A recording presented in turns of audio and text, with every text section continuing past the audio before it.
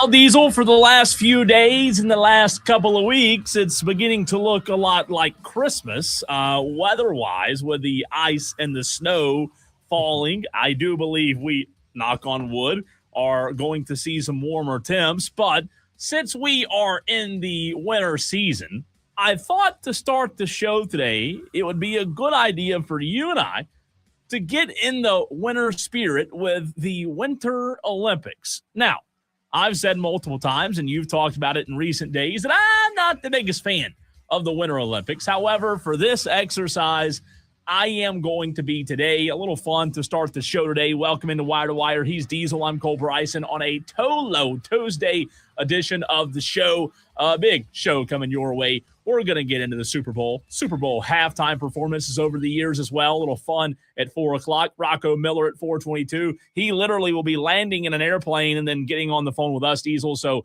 Rocco Miller will join us to talk some college hoops later.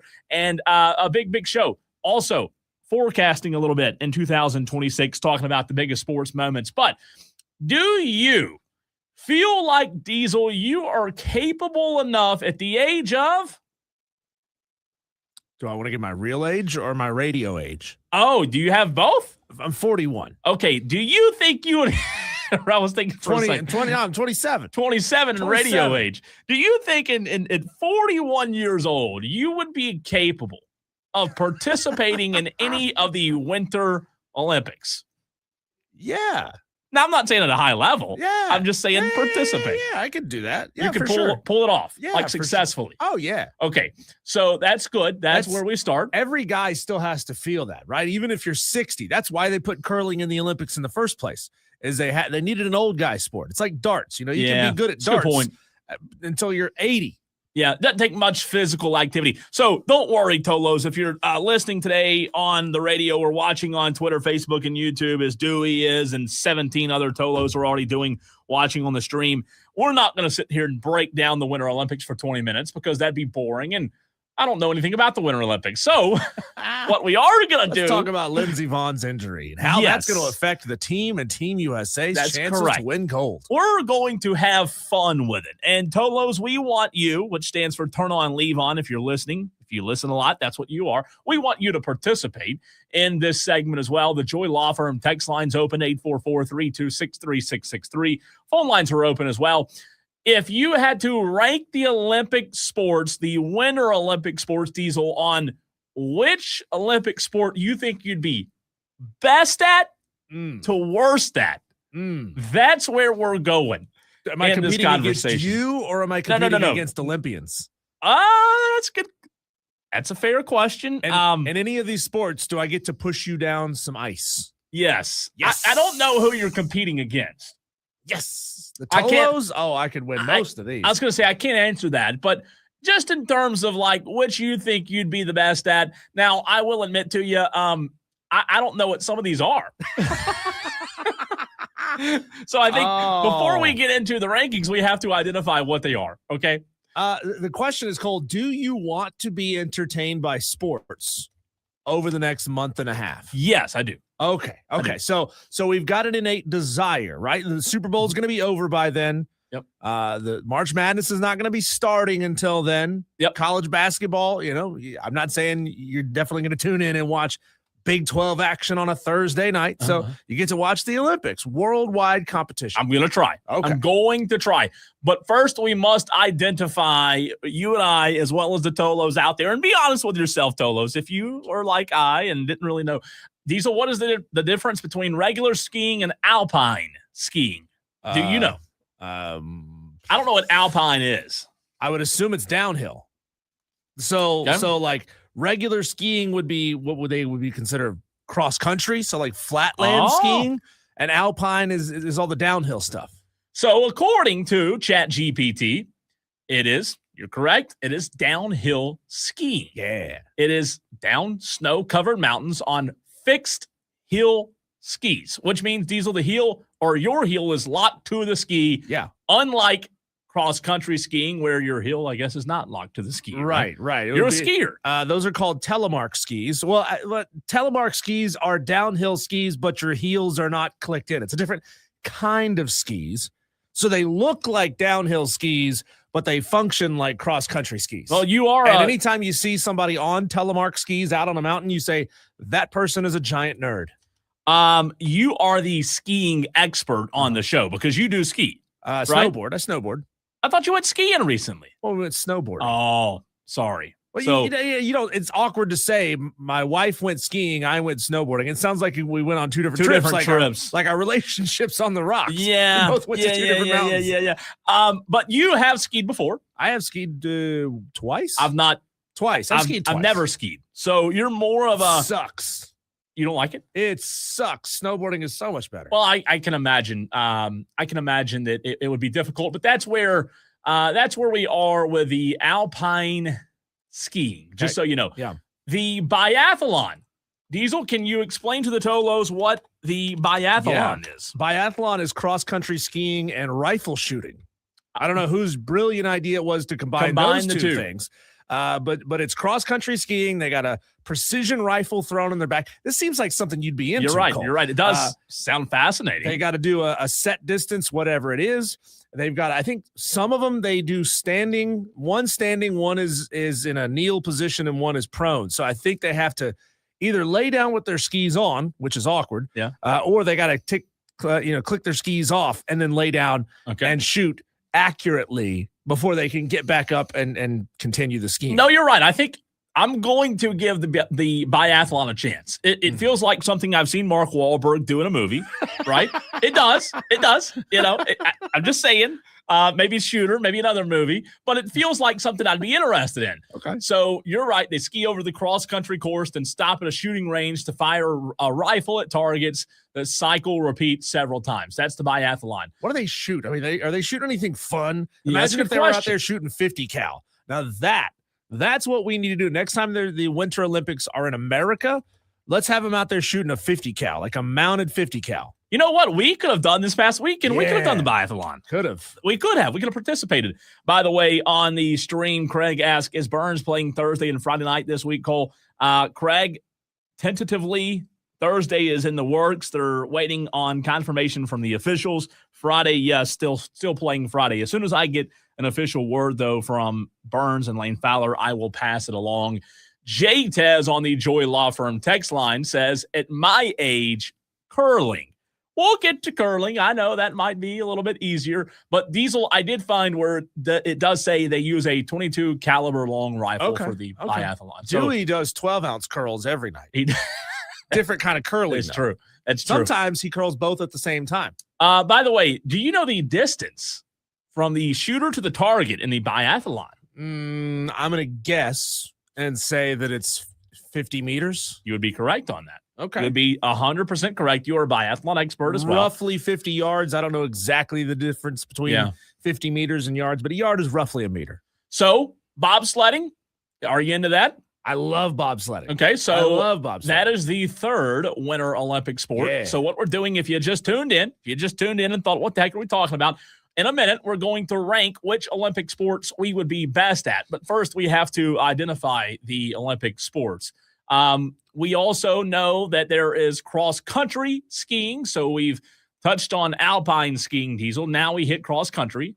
They're both different. You talked about it. One's downhill, one's not. It just this one does. It's the biathlon without the shooting. Without the shooting, correct. Next, Jay Tez brought this up on the text line. Curling. And I think you and I talked about this last week. This is a great old man sport right here. I don't know if I can find interest, though, in just shoving the puck. What are they, pucks? You say that. No, they're special granite stones. Oh. I watched a video, because I'm a nerd. I watched a video about where curling stones come from. And they come from like some island off the coast of Ireland. It's the only place in the world that makes curling stones. And they got to make them special.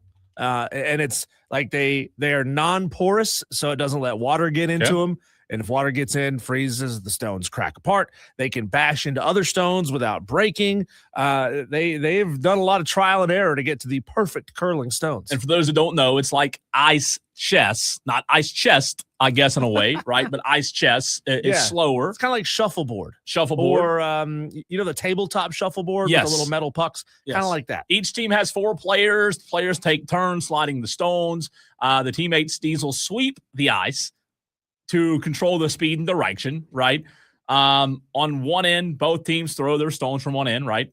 And the games are usually 8 to 10 ends. I don't know what that means. Ends. I think it's back and forth. Gotcha. I guess. Yeah. I don't know. No, that sounds right. All right. Next. I don't know about this one, but the next winter sport that will be played in the Olympic, figure skating. Does that one interest you? I've never been into figure skating. Yeah. It's phenomenal athletic competition. It is a phenomenal display of body control, but the music sucks. The outfits are cheesy. And it's just a bunch of that the dudes are never going home with the girls. Yeah. It's just a bunch of what? Spinning and jumping and footwork. I mean, it doesn't do it for me. I get that you said it. It takes good athleticism, but crazy speeds, right? A lot of rotation. I can't get into the figure skating. Next is freestyle skating. Do you know, Diesel, what freestyle skating is? In the Winter Olympics? No. So it's a flashy, high-energy cousin of figure skating. Oh. Built around jumps, speeds, and crowd wow moments. Okay, it's similar. So you have more big jumps, right? Okay, so the figure skating would be more the ice dancing. The choreographed ice dancing. The freestyle is where they get crazy. The triple sow cows. That's right. Again, fewer required elements, more freedom in the choreography, Diesel. The skaters choose where to place jumps and spins.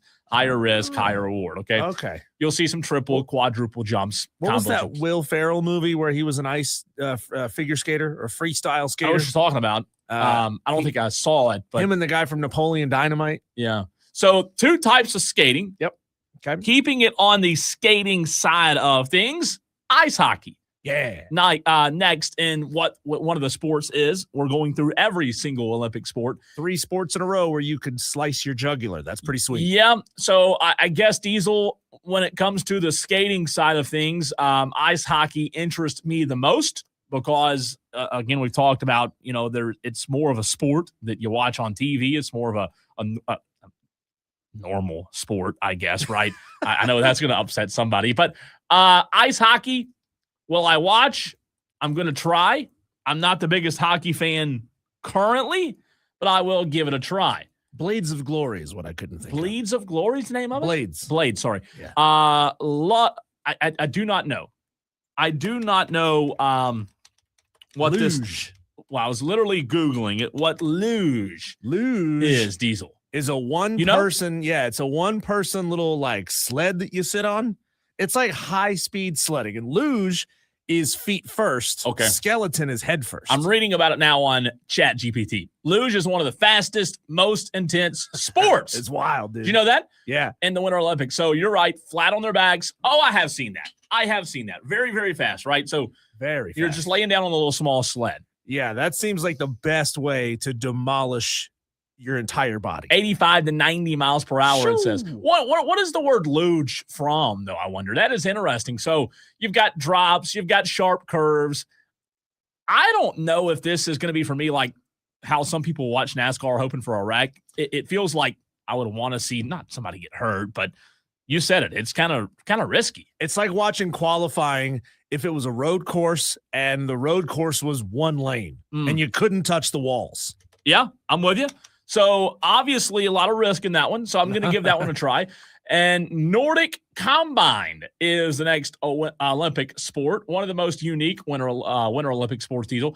It's literally, according to ChatGPT, 2 completely different skills. Do you know what Nordic Combined is? I'm going to guess cross-country skiing. Yep. And is this the one where they have like a stick, like jousting? Where they have to like pick up the rings? It says, according to ChatGPT, cross-country skiing and ski jumping are the 2. Jumping. Yep. So after ski jumping, athletes are ranked by distance and style. These points convert into time gaps. You have individual and team events. Okay. So that is, I've never heard of it, Nordic Combined. This isn't the one where they do the moguls, I don't think. Yeah. No, that would be in the alpine skiing section. And then next, keeping it on the skating surface, short track speed skating. Yeah, that's the fun one, dude. Opposite of long track. That's the short track speed skating. You say to yourself, I would never watch that. Then you watch it and you're like, oh my God, this is awesome. All right, I'll give it a shot. Next, I have no idea what skeleton is in the Winter Olympics, Diesel. Do you? That's like luge, but it's head first. Oh, that does sound a little bit more. Like, what would you rather do? Break your legs or break your neck? Ooh. So very similar to luge, but just you're laying on your stomach. Yeah. Okay. I don't know that I love that. No, it's scary. All right. It's Three more. Ski jumping. We've talked about that. That is part of the Nordic combined Winter Olympic sport. Ooh, this is the one where they fly like 200, 300 meters in the air. Okay. Next to last. This is new this year. Ski mountaineering. App State's supposedly good at this. Do you know what ski mountaineering? High yikes. That's where you have to ski uphill and then tumble back down. You're being serious? No, I don't know. I don't know what ski. You hike up on skis, I guess, or I don't know if you can hike up on foot and then you got to ski back down. Ski mountaineering, again, is, according to the internet, is a new game or a new sport that's been brought to the Olympics for the very first time. It's an exciting, intense, and adrenaline-fueled sport that allows those to participate, connect with nature and landscapes. All right, what do they do, though? What do they do? Right. That's what we're looking for. I guess we're all going to have to watch it and learn. I don't know. It sounds interesting, right? I'm clicking on.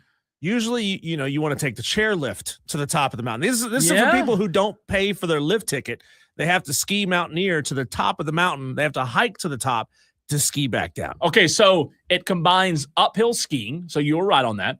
Uphill skiing. Mountaineering, which is hiking with skis on backpacks, and technical downhill skiing.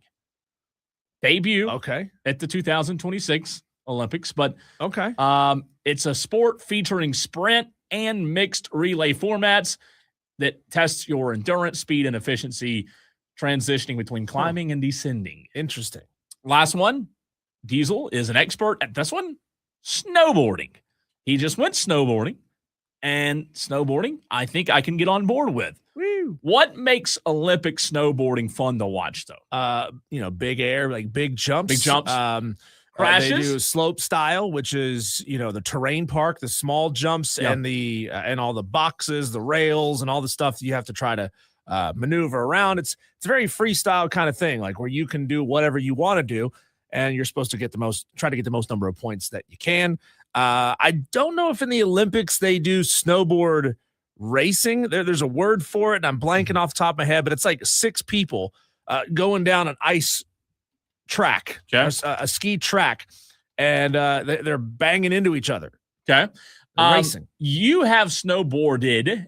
Would you consider snowboarding to be a challenging sport? If we're going to rank these now to end the segment on which we think we could be best at. Challenging in that format of snowboarding? Yeah.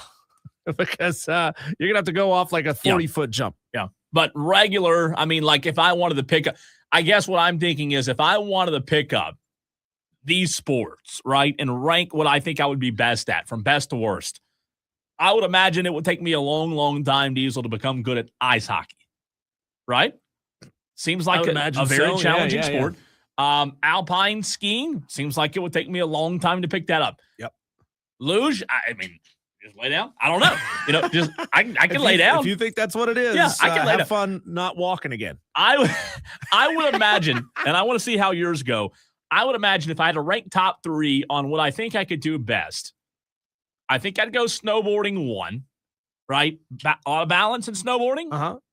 Strong legs or no? Strong. Yeah. I gotta have strong legs. Okay. I think I'd go snowboarding 1. Where would you put, or what would you put as your number 1? Curling. Curling. That's the one where you get down on one knee, you just like slide. How do you become skilled at it, I guess? Just got to practice. Get better. Work at it. It's like getting good at darts. Yeah. So curling, I guess the placement of the stones is the easiest. Yeah. Okay. So I'd put that in my top 3. What about what would your other 2 be in your top 3? Number 2 on mine would be cross-country skiing, because when I get my endurance back up, I can just go, and I can push myself for a long time. The problem with cross-country skiing, Cole, is that sometimes these races are so long that you have to pee on yourself while you do it. And then sometimes it freezes solid. So you're now skiing in your own frozen pee. Which is worse, though? Having to pee on yourself and it freezing, or NASCAR where you have to pee on yourself and it becomes like a couple hundred degrees? Yeah. Ew, which is worse? Don't they have tubes in NASCAR? They might. Hook I don't it to know. something? A catheter? I mean, I don't know. I think I would rather Not at have 200 miles an hour. No, sir. I think I would rather have it freeze Yeah. because it becomes, obviously a solid. Yeah, I would. Anyways, Then you just shake your leg and just falls out your pants. yeah. So you go curling, cross country skiing, and then the one you've done before. Snowboarding, because again, rails, jumps, that stuff's scary, man. Like I've hurt myself enough times doing that in real life. Yeah. I'm not doing that anymore. No, I would agree with you on the curling. Since you can stand up and you don't have to. I mean, there's not a lot of risk involved from an injury perspective, right? No, you could slip walking out to the curling court, but Yeah. that's about it. All right, so those are your Winter Olympic sports. Now we're all educated on what these are, and when we watch in what did you say yesterday? A couple of weeks, right? Yeah. We will now know what these entail, and because you listen to Wire to Wire, you know a little bit more about what these sports are, unlike myself, who didn't know much about any of them. Opening ceremonies are Friday, by the way, and I know Like Dewey this is going to Friday. be Dewey's going to be locked in. No, I didn't realize the it was Winter Olympics. already this Friday. Yeah. Okay, Yeah, yeah. Here we are. Let's go. I think they probably have some preliminary events happening right now, so like qualifying events just to get in. All right. Cole, when we come back, it is time to get into the Super Bowl conversation, focusing on one side of the football. What makes these Patriots and these Seahawks, who are both real good at defense, just so dang good at defense? We'll get into that next.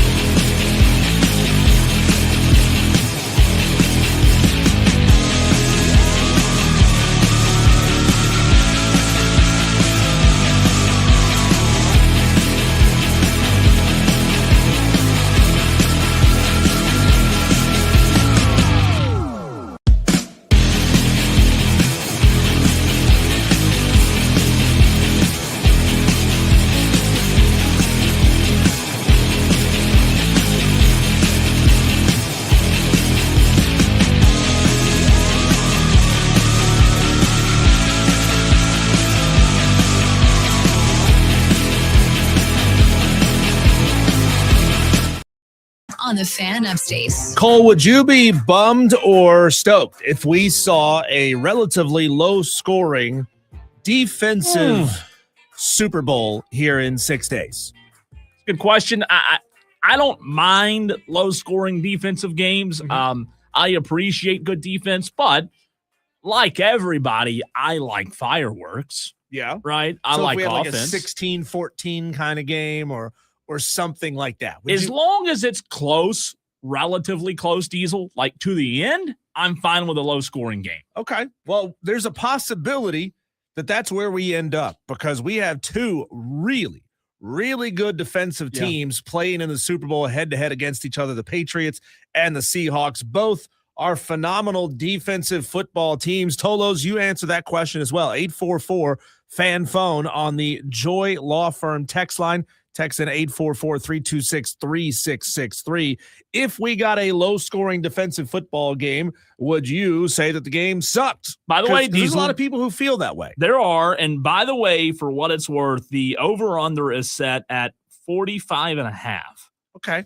So 22-ish points per team. Maybe and a 25-20 kind of game like is what they're thinking. Yep. And the spread's 4.5, so that would track. Yeah, but about a 24-20 kind of game is what they're thinking. So if they were held below that, what would you think, Tolos? 844-FAN-PHONE. This Patriots defense, let's do a little survey of each one of these two defenses, a little profile on them, and see what we think, Cole. The Patriots had the fourth best defense in the NFL all season long, giving up just 18.8 points per game during the regular season. Since they've gotten into the postseason, they've gotten even better on defense, Cole. They've been holding teams down to even fewer than that, allowing just an average of 8.6 points per game. So this Patriots defense, I know that they got a pretty favorable draw in the playoffs so far, but they are playing really good defense. Cornerback Christian Gonzalez, absolute stud, 54 tackles during the regular season. Good chance he gets matched up against Jackson Smith and Jigba, the best receiver for the Seattle Seahawks. Marcus Jones, also really good. He broke up 11 passes over the season, 3 picks, had a 26-yard pick 6 in the playoffs against Houston. Some really good linebacking as well. Landy and Chazon both combined for 16 sacks on the regular season. They have the talent, Cole, and this is what kind of defense the Patriots are going to put on the field. They have the talent where their DBs and their corners can sit back and play man and allow their safeties and linebackers to rush. And that could be a problem for Sam Darnold because he took a lot of sacks this year. Yeah, and I'll tell you this. I know, like, what we talk about doesn't impact the game and the outcome of the game. But what does worry me a little bit, Diesel, is the fact that we're not really talking about the Patriots defense as much as we are talking about the Seattle defense. Mm-hmm. Both are really good. You just said that. And I think it will be relatively low scoring because we are, I think, underestimating the Patriots defense a little bit. I don't know if the Patriots defense is as good as Seattle's defense. I don't think it is. Now, here's what everybody has to remember. We use numbers a lot. We use metrics a lot, and we use statistics a lot when you talk about a game like this. We have a lot of data on these two teams, Diesel, right? It's at the end of the season. But what we have to remember is this. How do these teams match up against each other? How does this offense of Seattle match up against New England's defense? Right. Sometimes you do have to throw those statistics and data out the window depending on how the teams match up. Well, that's why I was bringing up the fact that this Seattle offensive line has given up a number of sacks and that this Patriots defense plays really good in man coverage. So they could see a situation where Sam Darnold gets taken down in the backfield a couple of times throughout this game. As far as the Patriots defense is concerned, again, they held Denver to 10 points in the AFC Championship. They have 12 sacks across their 3 playoff games. That's relevant, again, to the fact that Sam Darnold took 27 sacks throughout the regular season. Seattle's offense, Cole, tends to lean pretty heavily on the run game. I know that they're a fairly balanced team, but they're definitely a run-first team over a pass-first team. I'd say advantage New England here because, again, their man coverage is I think it's going to give Sam Darnold some fits. Could put him in a situation where that pass rush is in the backfield, makes him make a mistake, and all of a sudden you got a pick going the other way. Diesel, is there a defense on this Tuesday while we're talking about these defensive units? And because I'm asking you, because I asked myself this question earlier today, 5 days from the game now? Is there a defense that you trust more than the other? And I know I just said we're not talking about New England a lot. It feels like Seattle's is better. But if I asked you in the Tolos, which defense do you trust more in this game? What would you say? Given the competition that they've just had to play and the fact that they've had to play 3 games and they're all on the road, I would say that I trust the Seahawks defense more than the Patriots, because I think they're probably, 2 weeks off. They're probably a little more banged up, probably a little more road weary, and they got to cross the country. And I know that that's not going to matter a ton because they're going to have days to get ready, but those things still affect players. They're still human beings and their bodies have to adjust. Yeah, and I think I'm with you there. I also, when I asked that question, going back to what I said a minute ago about these matchups, who I trust kind of also depends on who they're playing, right? Who they're matched up against. And look, I think the world of Jackson Smith and Jigba. I just think that when you look at this game on Sunday, one of the things we'll be talking about on Monday, Diesel, as to why the Seahawks did win the game is because of JSN. What he can do when you talk about having a playmaker, I think that factors in to answer my own question of who do you trust? I like the Patriots defense, but I don't see Diesel, the Patriots having a guy at receiver like a Jackson Smith and Jigba that will test Seattle's defense like I think Seattle will be able to test New England's defense. No, I see your point. The matchups here really matter. And these two teams it's almost as if these two teams are built, these two defenses are built to go up against these offenses in this game, because what the Patriots defense is really good at, I think is probably what will give this Seattle offense a lot of fits, and vice versa. What the Seattle Seahawks defense is really good at will also give the Patriots some fits. So, this Seattle Seahawks defense, not a blitz heavy kind of team, which means they're probably dropping guys back in coverage, probably playing a little bit of extra man. And if Drake May is injured, and we have some audio we're going to play later on in the show, Drake May has basically said, I'm back to 100%. I'm feeling good. Is he really though? Right. Or is it something you just say because you're trying to throw the other team off, make them guess at what your health level is at right now? But if he's off just a little bit, playing a lot of man coverage against him, that's when you get yourself in trouble. You're throwing into windows. You're maybe a little behind receivers that are in crossing routes. That's how you get picked off on a team that can drop guys back, that doesn't need to blitz all the time. Yeah, and again, I'm not saying the Patriots wide receivers, Diesel, going back to my last point, I'm not saying they don't have weapons. They do, but I just think when you're talking about a one-game scenario, right? One game, one opponent, I think if you're Seattle here, you look at this game and say, hey, we're not going to overcomplicate things. We've got the best receiver in the game. We've got the best receiver on the field in Jackson Smith and Jigba. And Diesel, every year he's been in the NFL, he just continues to get better. He was a rookie in 2023. He played 17 games all 3 years. Think about that. I mean, reliability. 17 games in 23, 17 in 24, 17 this year. 63 receptions his first year, 100 last year, 119 this year, 628 yards his first year, 1,100 yards last year, 1,700 yards. Normally if you have a receiver that goes for 1,000 in a season, that's a good season. 1,700 yards, 1,793 yards this season's really, really good. He averages, talk about big plays, 15.1 yards per reception. That is, you talk about, so why do I bring that up? If you go back to the defenses, your question about how these defenses can be impact the game on Sunday, I just look at this guy who has 10 touchdowns on the season. He's able to take the top off of the defense. He's had a 63-yard touchdown already this year, right? He takes care of the football.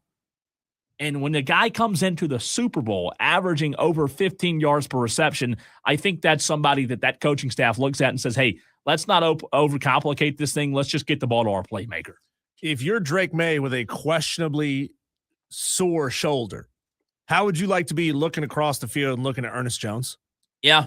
5 picks on the season. Yeah. Ernest Jones, I think Ernest Jones probably going to get a pick in this game. Does that affect Drake's ability to go, short with the intermediate type of passes and not let it get out there into the secondary? And if you can't achieve that, and you really can't achieve the long throws, that certainly affects Drake Maye's ability to run the ball with his legs, because he's really good with his legs. He hasn't been asked to do a ton of that this year. His carries have gone up a little bit this year, but his yards per carry have gone down because I think they're asking him to do it less and less. But in an offense that is predicated on play action the way this Patriots offense is, you got to be able to get the ball into multiple depths into that defense. You got to be able to get the ball out to the flat. You got to get it just across the line. You got to get it 10 to 15 yards down the field plus. And I certainly wouldn't want to be throwing it at Ernest Jones. Well, I tell you what, when you brought up Drake Maye and his legs, one thing that I think is going to be really fascinating to watch on Sunday night is what Seattle does. They've had 2 weeks to prepare.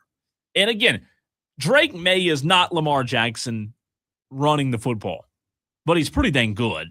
He has really good elusiveness. His escapability diesel's really, really good. He's got some speed to him. He's quick. Again, he's not Lamar, but he is a threat with his legs. So you bring that up, and I think going into Sunday's game, again, Seattle now will have had 2 weeks to prepare for Drake Maye, what he does with his arm, but also this is an NFL staff that I can promise you Drake Maye's legs, they've already got a game plan for it. I'm not saying that Seattle's defense is superhuman and Drake Maye's not going to find success against them. I'm not saying that. But I can promise you that Seattle defensively, going into the game, understands Diesel that Maye can present challenges with his legs, and I can promise you that they'll have a Mike Line or somebody on the field that's spying Drake Maye. They're not going to let that guy go run wild on him. He is a threat, but I think Seattle's defense, my confidence level in them is so much that I don't think Drake Maye is going to have those big plays on Sunday. But isn't it fun that this Patriots this Patriots offense is built much in the same way that it was back when Tom Brady was the quarterback? Yeah. It's a bunch of guys that you really don't know their names that well, right? I mean, like, everybody knows Kayshon Boutte, but that's because he's got a great, fun name. Yeah. Do you really know Anthony Jennings? Do you really know really know Demario Douglas? No, you don't know these guys. Austin Hooper. Could you tell me where Austin Hooper went to college? Probably not. I mean, this is not a star-studded offense, and I know I accidentally mentioned a couple of linebackers there, but this is not a star-studded offense for these Patriots. They're not the ones that are going to make you. They don't have a lot of aura around them. But we'll see. We'll see if Drake can figure out a way to use that play action to get it 10 to 15 yards down the field. That could be what opens up his ability to run with his legs. Again, the total is set at 45.5 points. Tolos do, if you had to make a bet on the over-under, would you go over 45.5 points for Sunday's big game, or would you go under? Just off the top of your head, let us know. I would lean under. We'll talk more about it. Let us know on the Joy Law Firm text line, 844-326-3663. Diesel, I believe the Seattle Seahawks social media team has a great opportunity in front of them if they win Sunday. What do I mean? I'll explain next.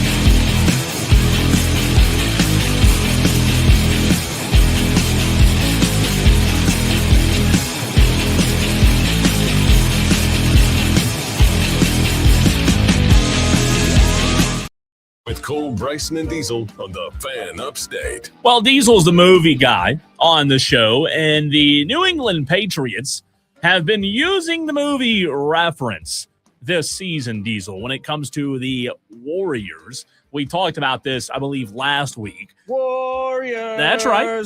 I want to know, after you hear this audio, what Seattle's social media team could do to execute, to pull off a great, and I mean a great, fantastic roast.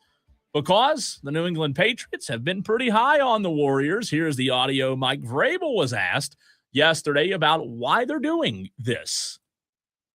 Noticed that over the past week, the Warriors, that movie was used maybe to form some sort of an identity in the locker room. Warriors, come on to play. Warriors, come on and play. I was just wondering, aside from that being a great film, why that movie? When we started this thing in Miami, I ran out of WWF clips to show them about the Road Warriors. So the next thing I could think of was that movie clip. And that's what we went with. And it's amazing what sticks. I didn't think at the time that it would have stuck. It stuck. So New England's been using that movie scene. You've seen players, barefooted walk into the games, Diesel. You remember the movie a lot better than I do. It's been a while since I've seen it. I've seen it once. What happens? Do you remember after that scene, like at the end? At the very end? After the after this part. Warriors, come on to play. All I'm saying, all I'm getting at, I love having things to galvanize a locker room. I do. All I'm saying is, here's what I would hope. If I'm the boss, Diesel, if I am over creative services of the Seattle Seahawks, right? I guess that's the title that person has.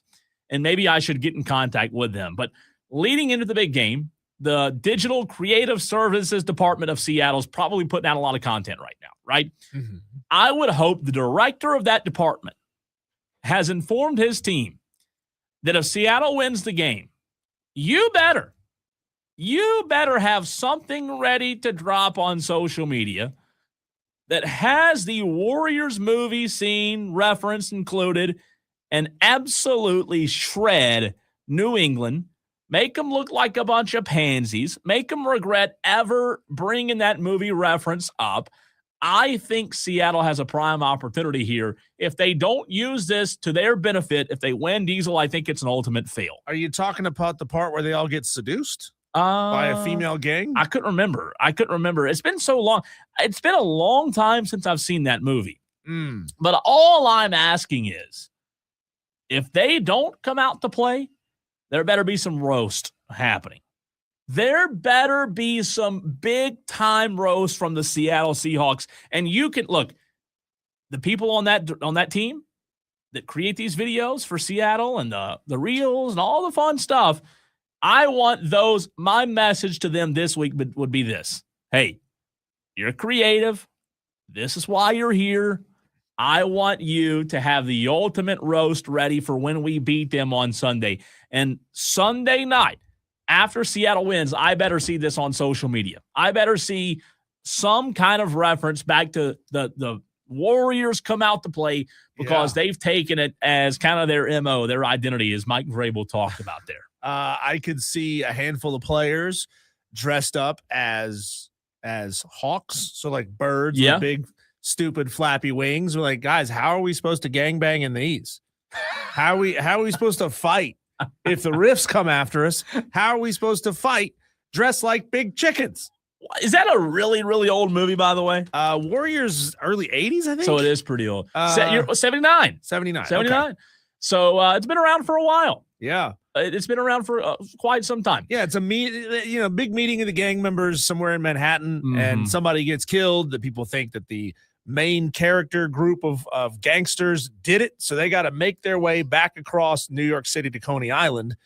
alive. But does it surprise you, though, Diesel, that the players in the Patriots locker room, who are now all younger than me, which is crazy to say, does it surprise you that they know about the Warriors movie because it is an older movie? Guarantee you they didn't know that movie. I guarantee I would agree with you. Nobody in that locker room had ever, maybe, what is it, 50, 54 men on the roster, plus a handful of other guys you have around. I guarantee you maybe like 2 out of the roster have seen it. Coaches, yes. Coaching staff, yes. Roster, no. I don't think any of them have ever actually seen it. Vrabel had to say, guys, let's watch this thing. Here's this movie from 1979. If you were a gang member in the movie Warriors, what would your gang's costume be? You got to be shirtless. Something you've got to be close to shirtless, right? Yeah. You've got to look the part.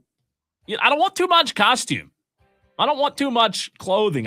We've got to look the part. I know that sounds So very. you're gonna be naked? Shirts and skins here. I mean, Gross. you've got to look the part. Nobody's going to fight you when you're naked. There you go. You win. Automatic win, right? There you go. See? Warriors. That's strategizing. Cole, when we come back, I want to ask you, and I want to ask the Tolos, because nobody ever really seems to have an answer for this question.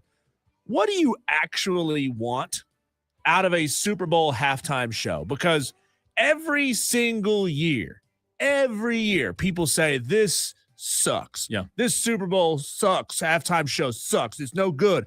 I'm not going to watch it. So what do you actually want out of it? And of the past 10, which one has been the best? We'll get into that next.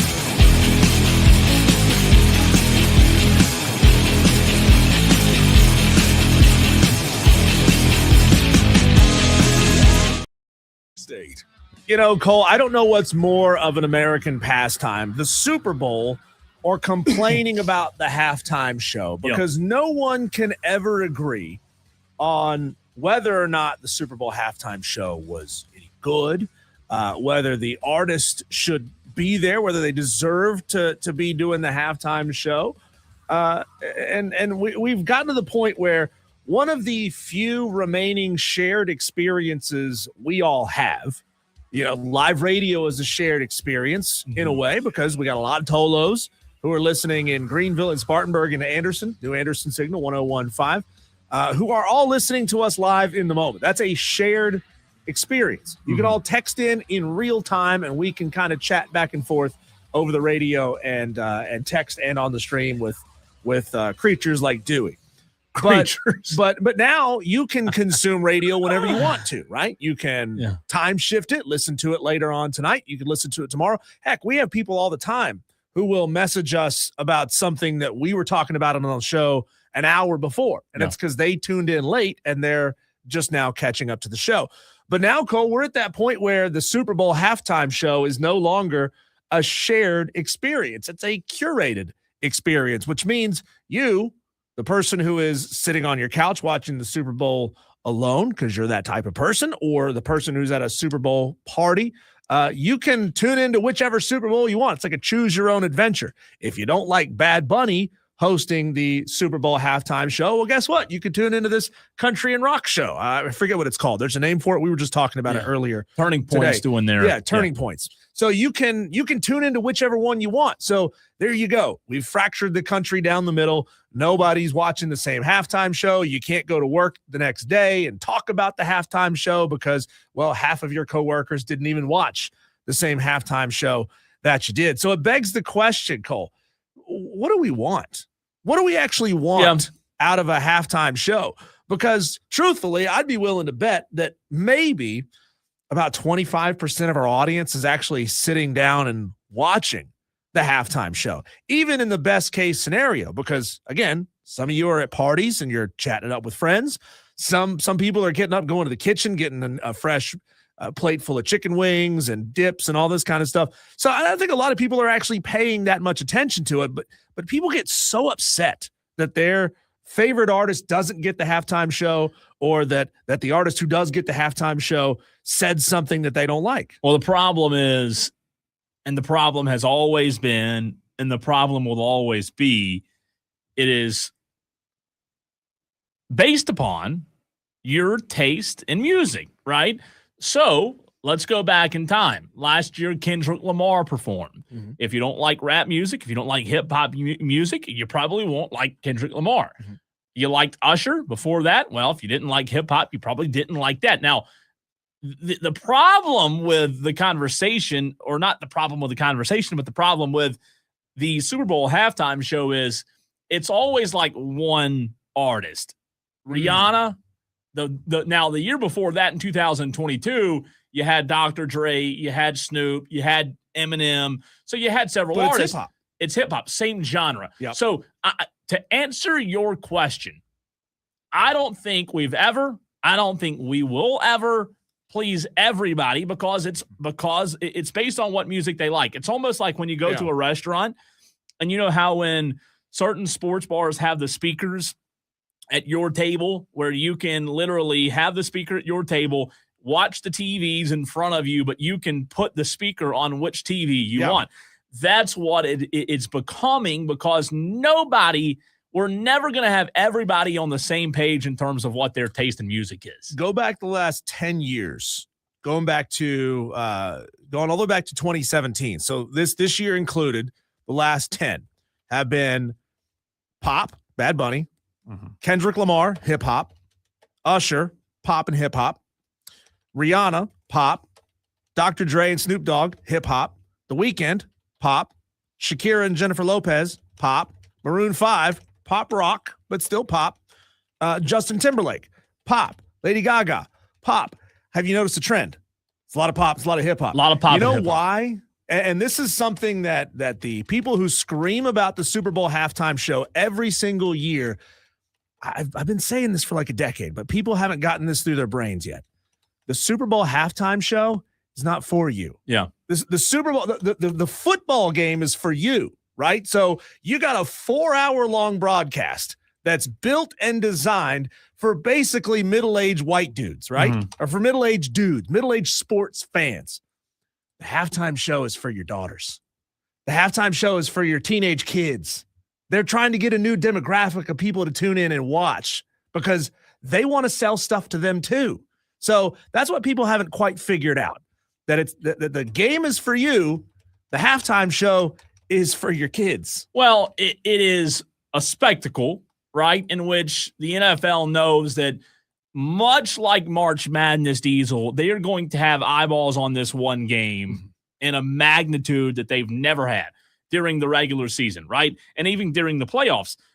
Because the Super Bowl is that big of a spectacle, so much of it is made about other things, other things other than football itself. So, it takes an hour, it feels like, to start the game. And then you have the commercials. So you're talking about the halftime show, but we haven't talked about the commercials. The Super Bowl commercials are an entree themselves that used to be another reason to bring eyeballs to the game. So when you talk about the spectacle, you had the football game, you said it, it brings the football fans like me to the game.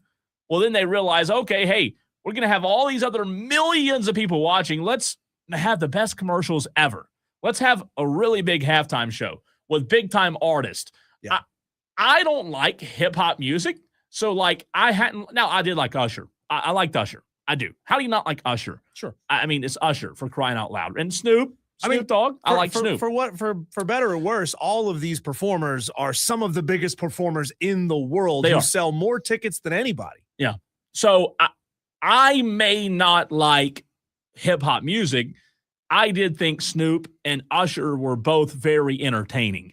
I understand it's not for me. The Weeknd, I don't even think I knew who The Weeknd was going into the Super Bowl week. I just didn't know. I think he's one of those guys you hear, if somebody plays a song, you're like, oh, I recognize that song. And then Maroon 5, I think, was one of the last ones that people kind of were, I don't want to say pleased with, but Maroon 5 was Diesel. I think it's incredibly difficult to do this, but you don't have to because they don't care about doing this. But to get back to the root of the question that you asked, how do you please everybody? Well, you're never going to. You don't. And I don't think the NFL's concerned about pleasing everybody. No. But for the sake of this experiment and conversation, how do we come into the show on Monday and say, okay, let's try to figure out how most of the people out there were pleased with a halftime show? Number one, you're never going to do it. But number two, I think it depends on what genre of music it is. Would you rather have a single performer that can put together a 15-minute, 20-minute halftime show that stacks together a couple of their hits over the years, maybe one or two little cameos of different artists? Or would you rather have that kind of ensemble? We have a couple of years ago, the year that Dr. Dre and Snoop Dogg were on, friggin' everybody was on the halftime show that year. But it was massive because they'd never done an all hip-hop, true LA West Coast hip-hop halftime show. I prefer a conglomerate. Okay. Right? I enjoyed that one. And look, what's interesting about that is, Diesel, I'm not a hip-hop fan. I don't listen to rap or hip-hop music, but I did enjoy that Super Bowl halftime show because Snoop. Dr. Dre was good, I thought. I mean, I didn't enjoy Rihanna, but I will tell you this: if they have one artist out there, and it's a 20-minute show, whatever, or roughly, whatever, if they start going through a big set list, and I'm now talking, we're hearing songs I don't know, you don't know, Stone Man don't know. I think that's where they've kind of missed the mark. I think the better idea is to do what they did a few years ago and have I like multiple. I know you want to have one headliner, but I like multiple artists in it. Yeah, I mean, look, do I think they would be better served putting together, some gigantic country halftime show for a year?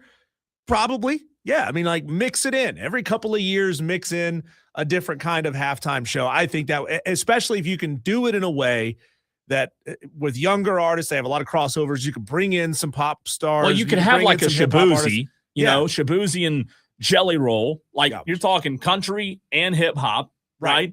And then you can splinter off however you want in the middle of that halftime show. I think a lot of people get their panties too much in a twist over the halftime show because, most people don't watch, and it's not for you. It's to get in a completely different demographic of people to watch the halftime show. And here's the reality of it for me. Everybody's different. I go into the Super Bowl because I love football. I care about the game. That's what I care about. Will I watch the commercials? I'll watch them. Do I care about them? No, not really. Will I watch the halftime show? I'll watch it. Do I care about it? No, not really.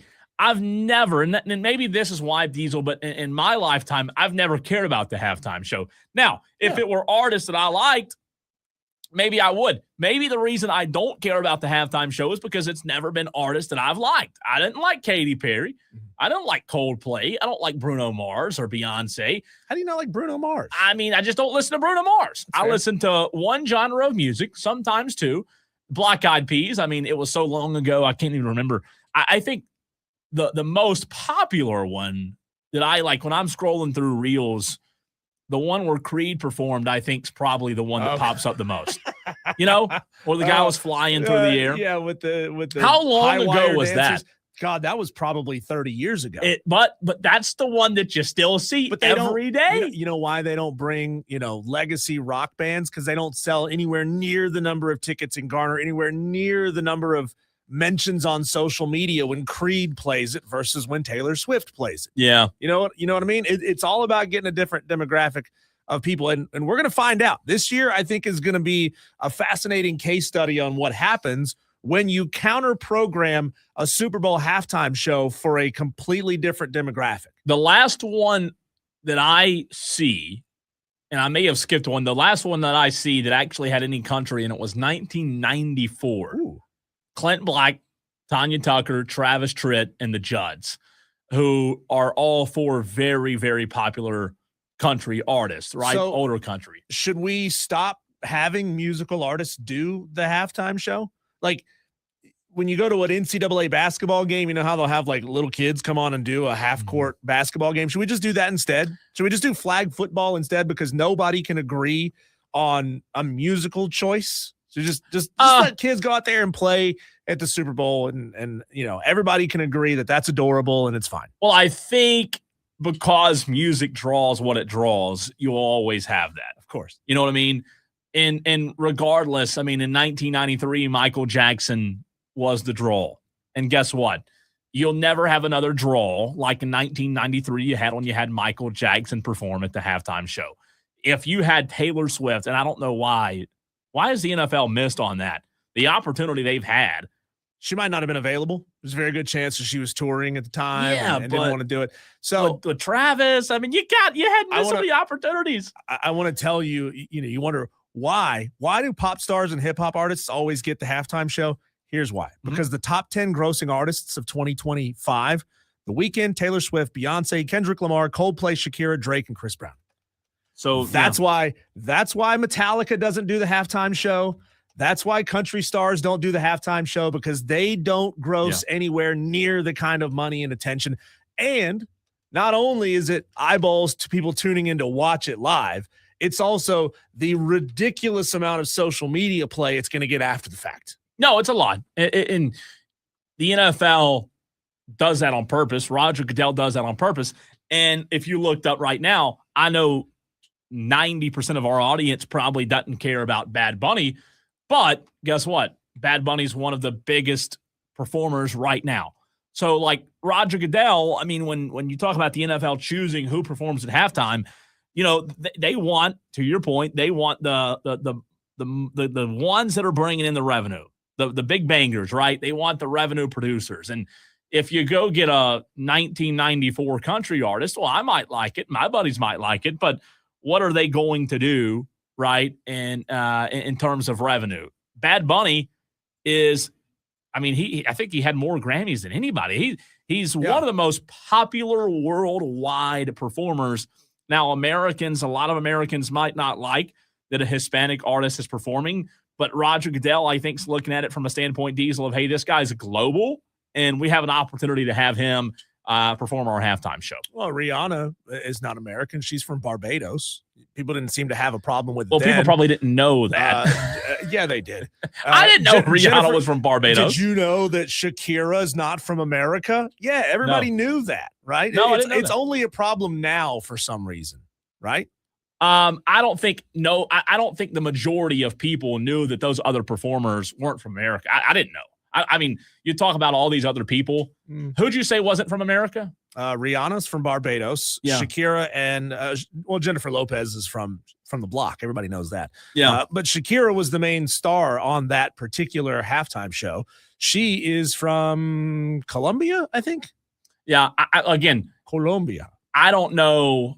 When I look back at these performers, I don't have the ability to look at their name and their picture and know where they're from. I don't think most people do, unless you know them as the artist, is all I'm saying.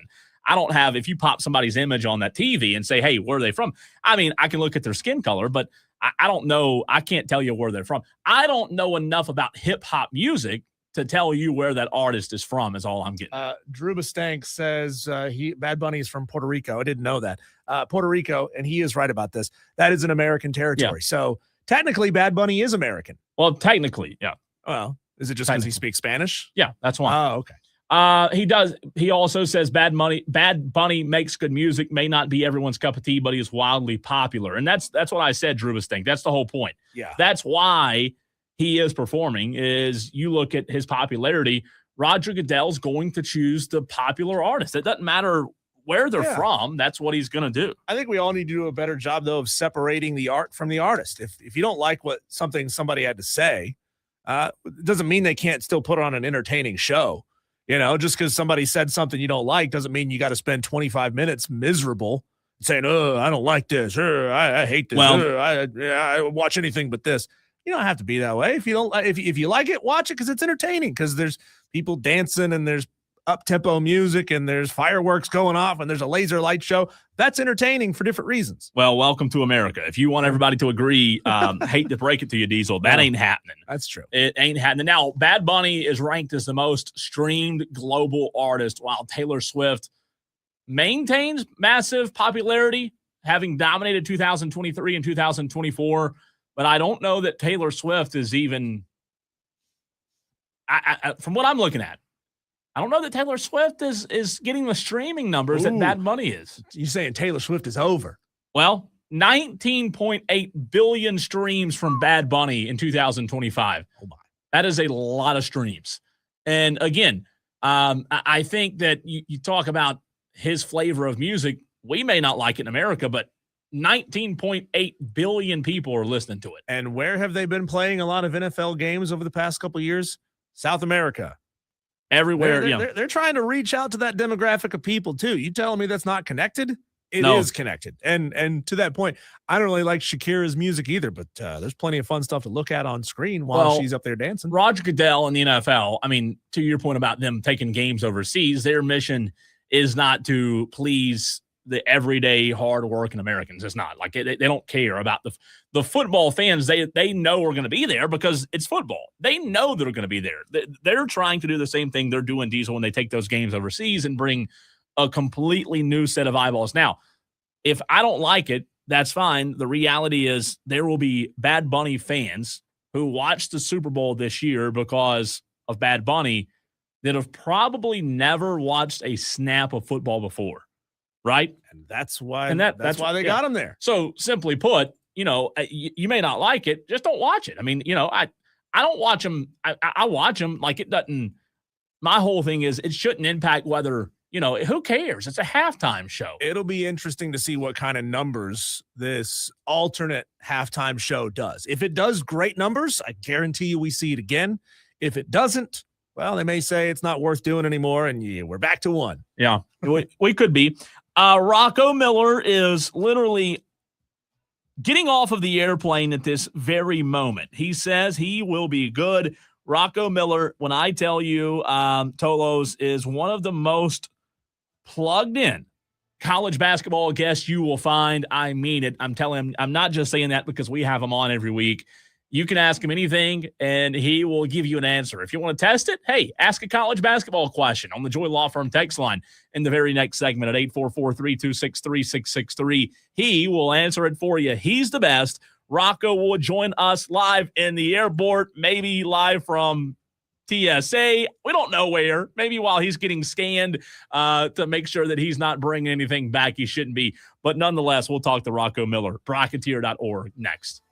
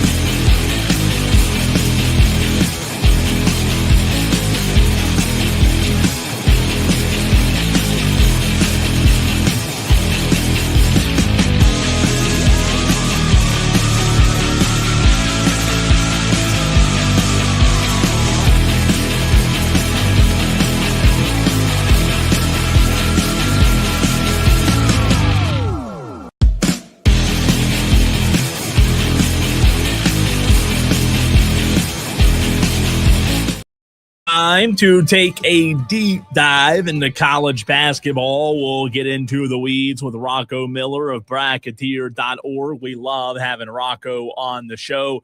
Rocco, I want to know, since you've been traveling, you literally just stepped foot off of the airplane. When you travel to these different college basketball towns, which would you say, if you had to give a 1, 2, or maybe even 3, which basketball towns, arenas, venues do you enjoy, look forward to visiting the most during college basketball season? That's a loaded question. I mean, I think there's a deep appreciation at all the different levels. You know, last night I was at Stephen F. Austin. That's a proud program that goes, you know, the last 3 decades of various levels of success, whether you look at the Danny Casper years or the even some Kyle Keller years. Obviously, the Brad Underwood years were unbelievable, but they had a really bad year last year. So even having the big opponent in McNeese, it was a Monday. They couldn't get it all the way sold out, but because I have such a deep appreciation for the program and they did get the big win last night, that was a really special experience. It was special to be at St. Louis last Friday and their big win over Dayton. We had, you know, then you have the power venues too, like walking around Mizzou's venue on Saturday, reminiscing on all their history, the great moments. Who could forget, you know, them getting their hearts broken by UCLA in '95 in the second round on the coast-to-coast basket by Tyus Edney. All the close calls with those great Mizzou teams. So yeah, I mean, I really don't have a great answer because for me, they're all a 5 out of 5 star. Even some of these other places, like I went to Valparaiso last week where, you know, they of course had the 1998 shot with Bryce Drew run to the Sweet 16. They actually had a nice 15-year run where they were either in the NCAA tournament or in the NIT or the CBI. And it would be great to see that program get back to where they were. And there's just, if you understand the history and been around as long as me, there's probably a reason I'll find to love the place. And so I'm not the best critic because of that. Well, Rocco, let's flip this thing. I'm going to make you be a critic here for a second. Let's flip that the opposite direction. You know, can you think of maybe not a specific program if you don't want to call a specific program out, but though I'd love you to, or a region that you know that they've got good basketball. They've played good basketball for a number of years, but for whatever reason, the fan base just isn't there. I mean, we're adjacent to the Charlotte market, and North Carolina, the state of North Carolina, is gaga over college basketball, yet the Hornets can barely fill up that arena or barely get to half in that arena. So who kind of disappoints you as a program you know has really good basketball but doesn't pack the fans in? Yeah, I guess I can be critical of my own area. You know, in the West Coast, there's been a lot of turmoil with realignment, but I think even back when we had the leagues the way we wanted them with a really good Pac-10 and then eventually Pac-12, there were places, you know, even as a Washington guy, I went to Washington and I get it. Like right now, they're in a weird spot where they've only been to 1 out of 15 tournaments. And so, yeah, the fan base has dwindled. They're in the Big Ten now, and it really takes, you know, when Michigan comes to town, which just happened, and then like Purdue came last year, it's like half full of their fans. And that's unfortunate. You'd hope maybe if a school like Washington or even Oregon sold out the Pit for like 20 straight years, even when they weren't that good. They built the new one with Matthew Knight Arena, obviously all sorts of money at Oregon, but it's become such a football place that the majority of the fans have lost interest in going to the games. You see some bad crowds at Oregon. That's pretty surprising if you compare it to like 20 years ago. And in California, you know, San Diego State has unbelievable fans. That's a great place to watch a game. But up in Northern California, you know, we're still trying to get people to show up to Stanford games. They've been on the bubble most of this year. California finally got a great crowd because Duke was there and North Carolina, but will that show up when Clemson comes to town later this week? We'll see. And then also in the WCC, like St. Mary's is unbelievable, Gonzaga is unbelievable, but Santa Clara has been good, and we'd love to see that crowd be more stable. So a lot of the West has issues across the board. Arizona State is another one where, you know, they're in the Big 12 now, but everybody's disappointed about the arena, not getting that updated. And there's lots of things to do in Phoenix, let's be honest. UNLV can't get a good crowd anymore. So it feels like it's permeated at least out in the West, since I'm so familiar with all those places. Rocco Miller, Bracketeer.org. If you have a college basketball related question, you can get it in on the Joy Law Firm text line, 844-326-3663. Rocco, I want to know, in your opinion, Diesel and I tossed this around last week. When you look at Arizona and Miami of Ohio, the only two unbeaten teams remaining, we were kind of playing the game to see which school would last the longest in terms of remaining unbeaten. I want to know from you, though, when you look at this next stretch of games for Arizona, it's brutal. Is this Arizona team going to be knocked off the pedestal of number one here in the next few weeks in your mind, or are they that legit? Well, I think I think the answer can be both, and it would be perfectly fine. I think I was hearing from Matt McCall earlier this morning, who also works at does some Field of 68 stuff, does NBC. He had a great point. He was an assistant coach at Florida when they won the 2000 back-to-back championships in 06 and 07. And he said the best thing that ever happened to them during the 07 run was to finally lose a couple games. They had started undefeated for a long time, but when you lose a couple, you get to fine-tune some things that you may have overlooked, and you can really correct those in time before you get to postseason play. I think last year you look at Duke, right? Like Duke completely blitzed the ACC. They were rarely challenged in that league. And when they got into finally a close finish against Houston, like the wheels just completely fell off in those tight game situations, because Duke, let's be honest, in 35 games last year or whatever it was, didn't have that experience of being in tight games. And so Arizona, I think, is a little bit different in that regard. They've already won some close ones, and that started with Florida on opening night for them. But I don't think it would be a bad thing if they lost a couple. They go to Houston on February 21st. That one looks to me like the most likely of a loss. Kansas is on fire. They have to go to Kansas next Monday. That's probably a coin flip game at this point. Maybe even slight edge to Kansas, depending on if Peterson goes all night. And then they've got some big home games. They usually hold serve at home, but when you play Iowa State, Texas Tech, BYU, and also Kansas a second time, there could be a loss in that mix of four games as well. So again, like Arizona's good enough to run the table, but again, I think if you ask Tommy Lloyd in April after it's all said and done, he might be glad that he lost a couple in there. I think they will lose two.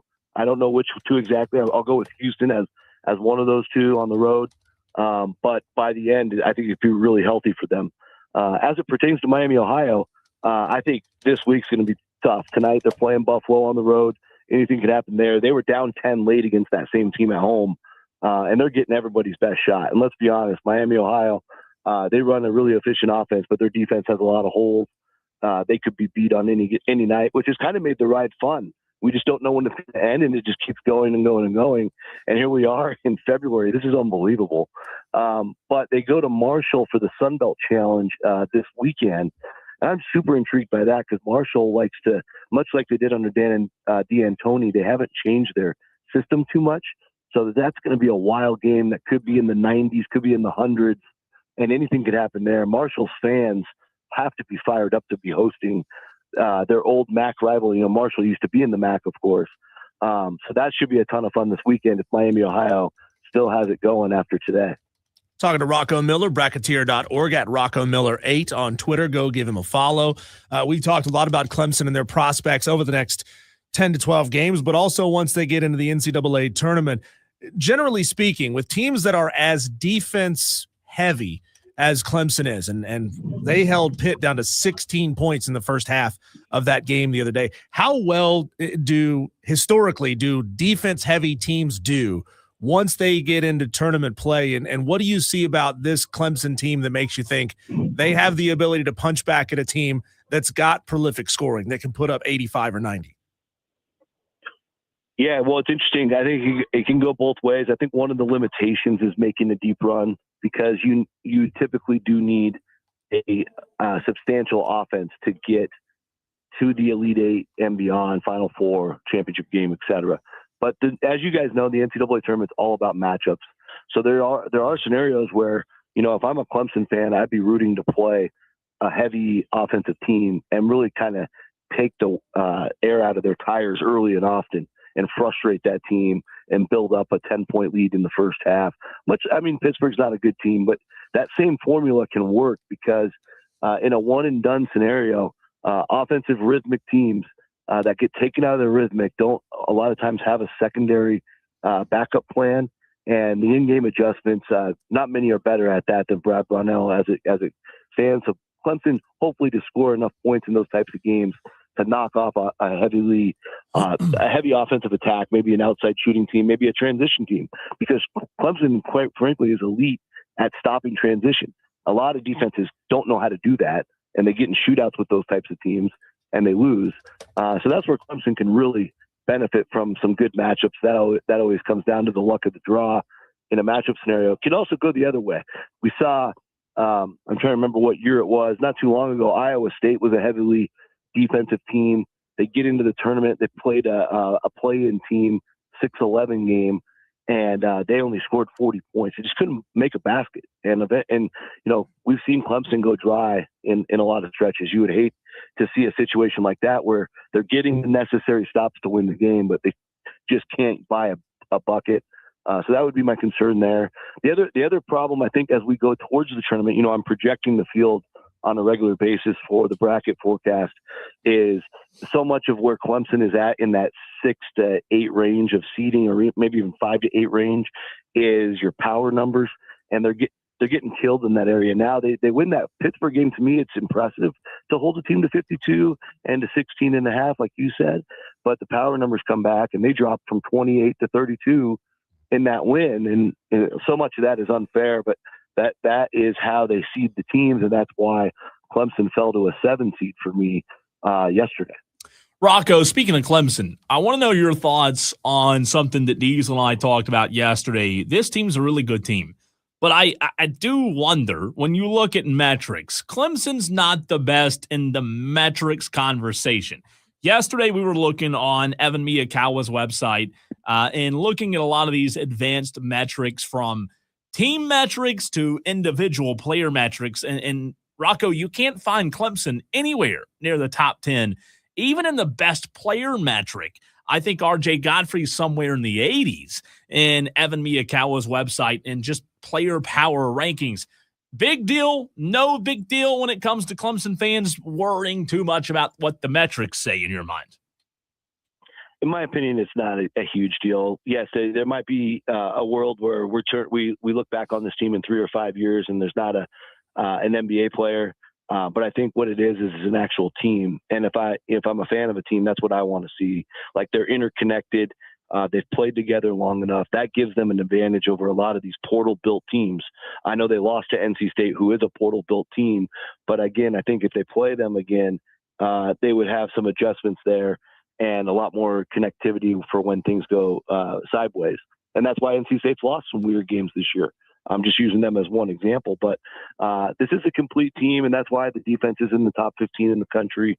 They're very well communicated team, and there is enough talent there. When you look at RJ Godfrey, when you look at Justin Porter from a defensive standpoint, he's also a quality offensive contributor. Dylan Hunter, the size of Jake Wallen and Nick Davidson, and Nick Davidson's a producer as well. That's the kind of team I like to see, because on any given night, any of those guys can lead the team in scoring, but they're all going to contribute to getting stops. And when it comes down to winning games on the margins in a tough conference like the ACC, the team that gets the most stops is typically the team that's going to win, unless you just get a horrible whistle, which can happen in the road. But I think that formula works well for the Clemson program. And I think that makes them pretty dangerous, like they were, a couple of years ago during the Elite Eight run.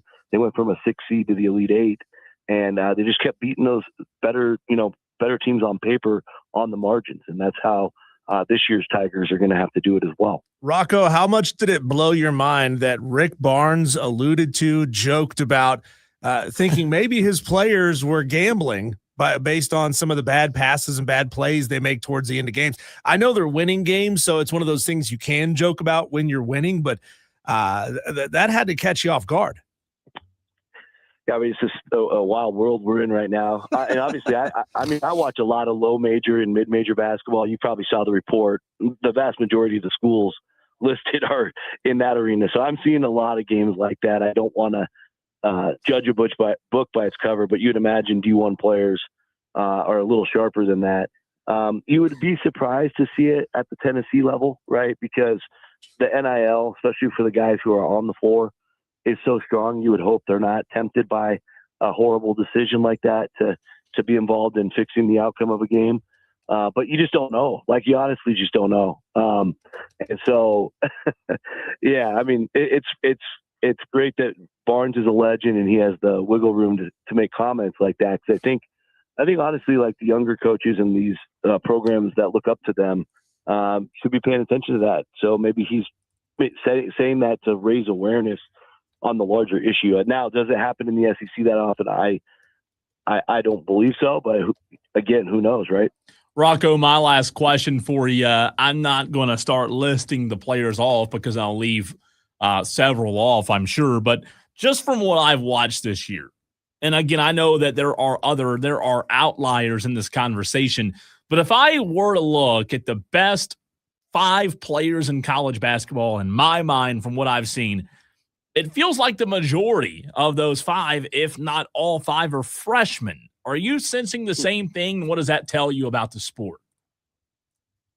Yeah, it really feels that way lately, because if you look at Illinois being the hottest team in the country, which I think you can make an argument for, especially after that big win at Nebraska, they're not doing that without Keaton Wagler. Yeah. And Wagler's not in the top 5 for the season yet because he's taken on such a large role in the last 4 to 5 weeks. But if you just judge it off that, I mean, he's clearly a top 5 player, maybe even a top 3 player in the country. And then you look at what Kingston Flemings is doing at Houston. It's ridiculous. You already know about Cam Boozer. You know what Peterson does when he's actually playing.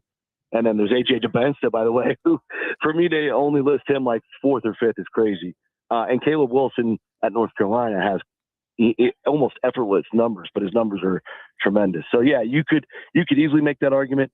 I think the other guys that belong in the conversation, Jeremy Fears is quietly having a huge year for Michigan State. Obviously he's a sophomore, but still pretty young.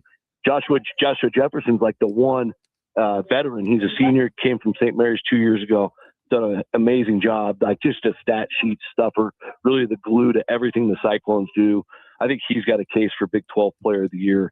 And then Braden Smith and Yaxel Lundenborg are out there too. But I think, yeah, I mean, those would probably be my top 10. I think we went through 10 guys there, and any order would be fine by me. So if you want to make the argument for the 5 freshmen, why not?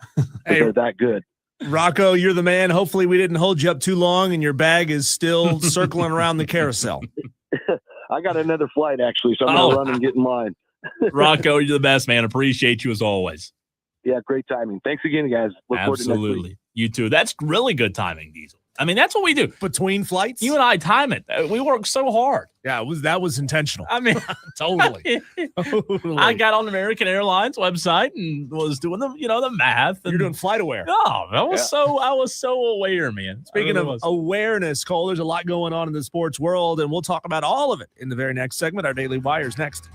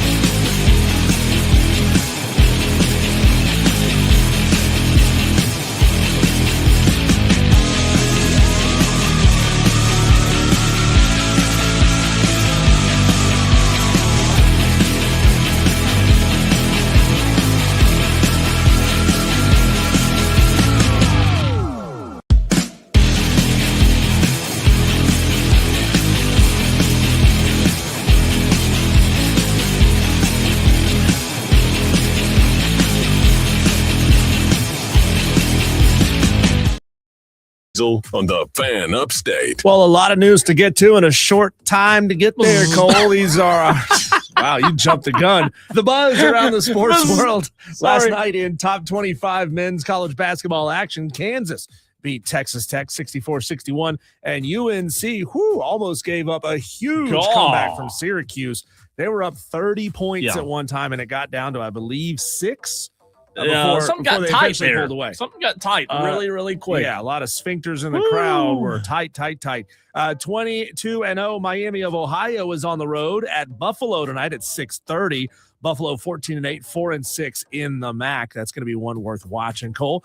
Just like his former coach, Robert Kraft was not selected for entry to the Pro Football Hall of Fame for the 2026 class. This was his first year on the ballot. Roger Goodell addressed it, commenting on Bill not being inducted in his first opportunity, saying Bill Belichick will be a Hall of Famer, but the Hall of Fame board of directors on which he sits and the NFL itself has no say in it. So he just kept his mouth shut. Nobody's getting in. No, ever. Drake May, who injured his right throwing shoulder in the AFC Championship game, said he took a normal number of throws at practice Monday, saying, quote, "I think I turned a corner landing on the flight. Felt good from the flight and throwing out there today. I really had no doubt in being 100% for the game." It's called altitude therapy. There you is go. what it is. You take some of the pressure off, and it just gets better. Yep. Tennessee quarterback Joey Aguilar has filed a lawsuit in Knox County, Tennessee, seeking another year of eligibility. Oh, my God. The suit claims that he should get a fourth year of playing Division I football rather than having his year spent in JUCO count against his eligibility. His path has been winding and has been long, Cole. He redshirted at City College of San Francisco in 2019. 2019, he was a freshman. His 2020 season was canceled because of the pandemic. He played at Diablo Valley Community College in 2021 and 2022 before transferring to App State, where he played in 23 and 24. And obviously he played at Tennessee in 25. Yeah, this guy needs to go get a job. It's time. He doesn't want to do that, Cole, because he is never going to make a tenth of the money he is getting as a quarterback at Tennessee. He's not. The number one running back for the 2027 high school recruiting class, Kamon Spell, has committed to Georgia. So the Bulldogs getting better. In case you missed it, the Hornets beat the Pelicans yesterday, 102-95, to win their 7th straight game and 8 out of their last 10. They're white hot. They'll face the Rockets Thursday at 8 o'clock. Houston, 17-4 at home. Going to be a big test for the Hornets. Big test, but hey, they can conquer it, baby. It's a different team right now. Phil Mickelson said Sunday that he'll miss the opening 2 live golf events this year because of a family health matter. He didn't go into any additional details. More on golf. This weekend marks the return of the Waste Management Phoenix Open. Big one. A tournament that is infamous for hard partying in the stands from spectators, especially at the iconic par 3 16th hole that is nearly completely surrounded by grandstands, Cole, that hold nearly 4,000 people. That's big, man. Yeah. Golf's back. And they're first come, first serve. So it's rowdy, man. Yeah. The most excited people get there and get those spots. Olympic medalist Lindsey Vonn is determined to continue her comeback despite sustaining serious injuries in a recent crash during World Cup downhill race in Switzerland. Vonn suffered a, quote, completely ruptured ACL, bone bruising, and meniscal damage. She says she is confident that she will compete at the Milan Cortina Winter Olympics. Okay. How do you do that after a completely ruptured ACL? That's absurd. This year will mark the first time 2 cities share Olympic hosting duties, but it's the second time Cortina has hosted. The 2 cities roughly 250 miles apart. Opening ceremonies are Friday. Cortina hosted in 1956. Long time. Been a long time. Those are your daily wires. We have to look into our Magic 8 Ball in the very next segment, Diesel. What are we looking at? I'll tell you next.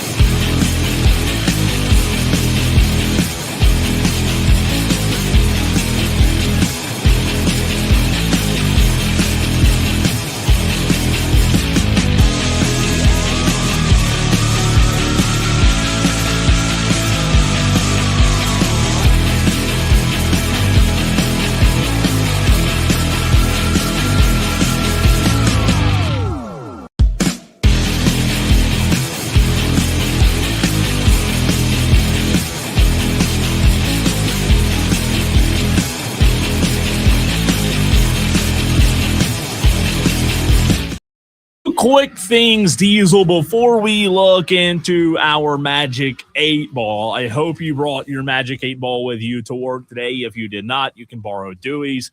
He'll let you have it.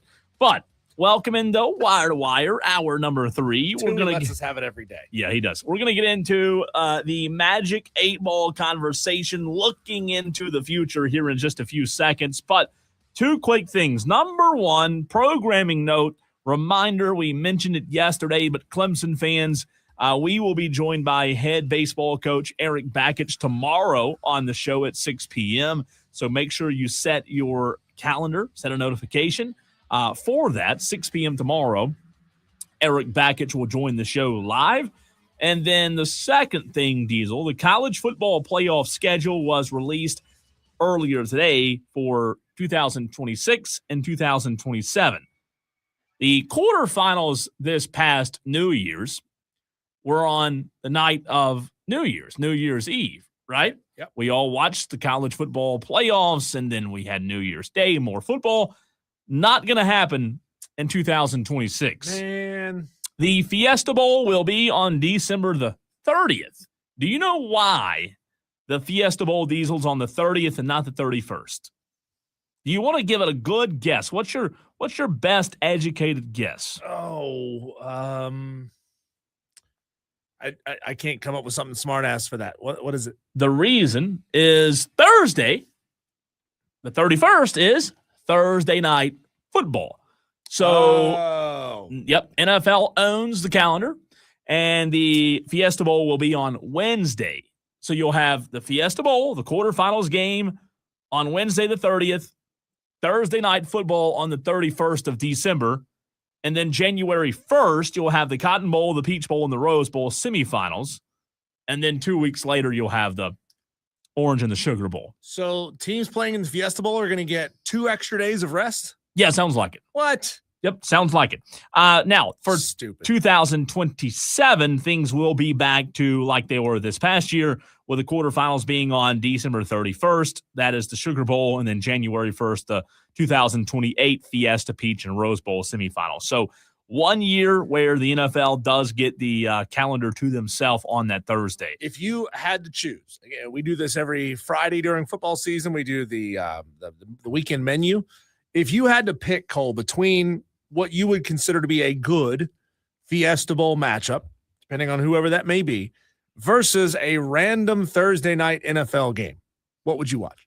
I would hopefully say the college game, hopefully, because you've got two really good teams, right? The drama, it's a playoff game versus a Thursday night game that's a regular season game. And late in the year, it could be a bad team. You just don't know. You have to schedule those games early, but you don't know how those teams will be late in the season. So I would hope to tell you the answer would be college. Now, let's continue to look into our Magic 8 Ball in this very segment. And Tolos, want to hear from you at 844-326-3663. The Joy Law Firm text line is open. Phone lines are open as well. Wherever you're listening, however you're listening or consuming the show, we would love to hear from you in this very segment. I believe it was one of the days you were out, either at the end of the year, Diesel, or the beginning of this year. I went through the best sports moments of 2025, and I ranked Rory McIlroy's Masters win as the best moment of 2025. It was incredible. Yeah. Especially the last 4-5 holes there. It was just immaculate. And he did it in, kind of a way that he wasn't buttoned up. He wasn't. It was playing messy, his right? best golf. It was messy. Good word. Good way to describe it. It was messy. It was. I mean, and we thought, how many ways could he possibly screw this up down the stretch? So the reason I bring that up is, with 2026 now being 1 month in the rearview mirror in terms of us having our feet wet, per se, Diesel, in this new year. It's now February the 3rd. We've got a lot of new sports coming up on the calendar, right? Football is now almost in the rearview mirror. As of Sunday, football will be in the rearview mirror. We've got baseball coming up, college softball, college baseball. We've got the MLB. Right, with the NBA continues, but then you have the NBA Finals here in a few months. The NBA playoffs start in April. you have NASCAR, you have golf. Let's do a little forecasting. Let's do a little prognostication here on this Tolo Tuesday show. And again, Tolos, I want to hear what your best guess is, your prediction. When you look at all these new sports that are rolling in this spring, then you have the summertime, the dog days of summer, right? The NBA final, and then the fall. What do we think the best sports moment of 2026 will be? Because I don't know if there was much debate, Diesel, about the Rory moment in Augusta. I think most sports fans would say, yeah, that probably tops everything else that happened, even the Eagles beating the crap out of the Chiefs. You name it, college football, whatever. Rory owned sports in 2025. Let's go through this.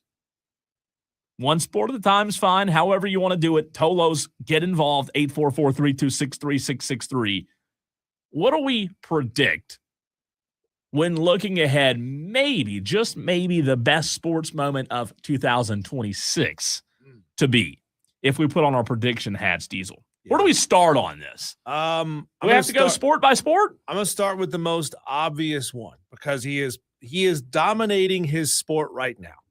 2026, I'm calling it right now. This is the year that Scottie Scheffler wins the U.S. Open and he completes the Grand Slam. He'll be like a week past turning 30, which is unbelievable. He's already got 3 out of the 4. He needs the U.S. Open. I remember us looking this up last year. Is it possible for him to get it before he turns 30? Well, he won't, because I think the U.S. Open is like a week, 2 weeks, a month or so after his 30th birthday. So could have been very close. Not to take us down a tangent here, Cole. Yeah. But with Scotty needing one more to get it, and Jordan Spieth also needing one more to get it, sure, what's most likely to happen? Spieth gets the Grand Slam, and remember, Jordan Spieth was winning majors a decade ago, so he's kind of in the back 9 of his career, sure, pun intended. Or Scotty doesn't get it. Scotty doesn't get the Grand Slam, or Jordan Spieth does get it. I think it's closer than you might suspect, because Spieth can have a good weekend. Like, he's still got good golf in him. You're only asking for one time. You're asking for one weekend. And Spieth can do that. But to go against how well Scotty's playing, it's tough. Now, he didn't play good this past weekend, but does he really care about a weekend in California in late January? No, I don't think so.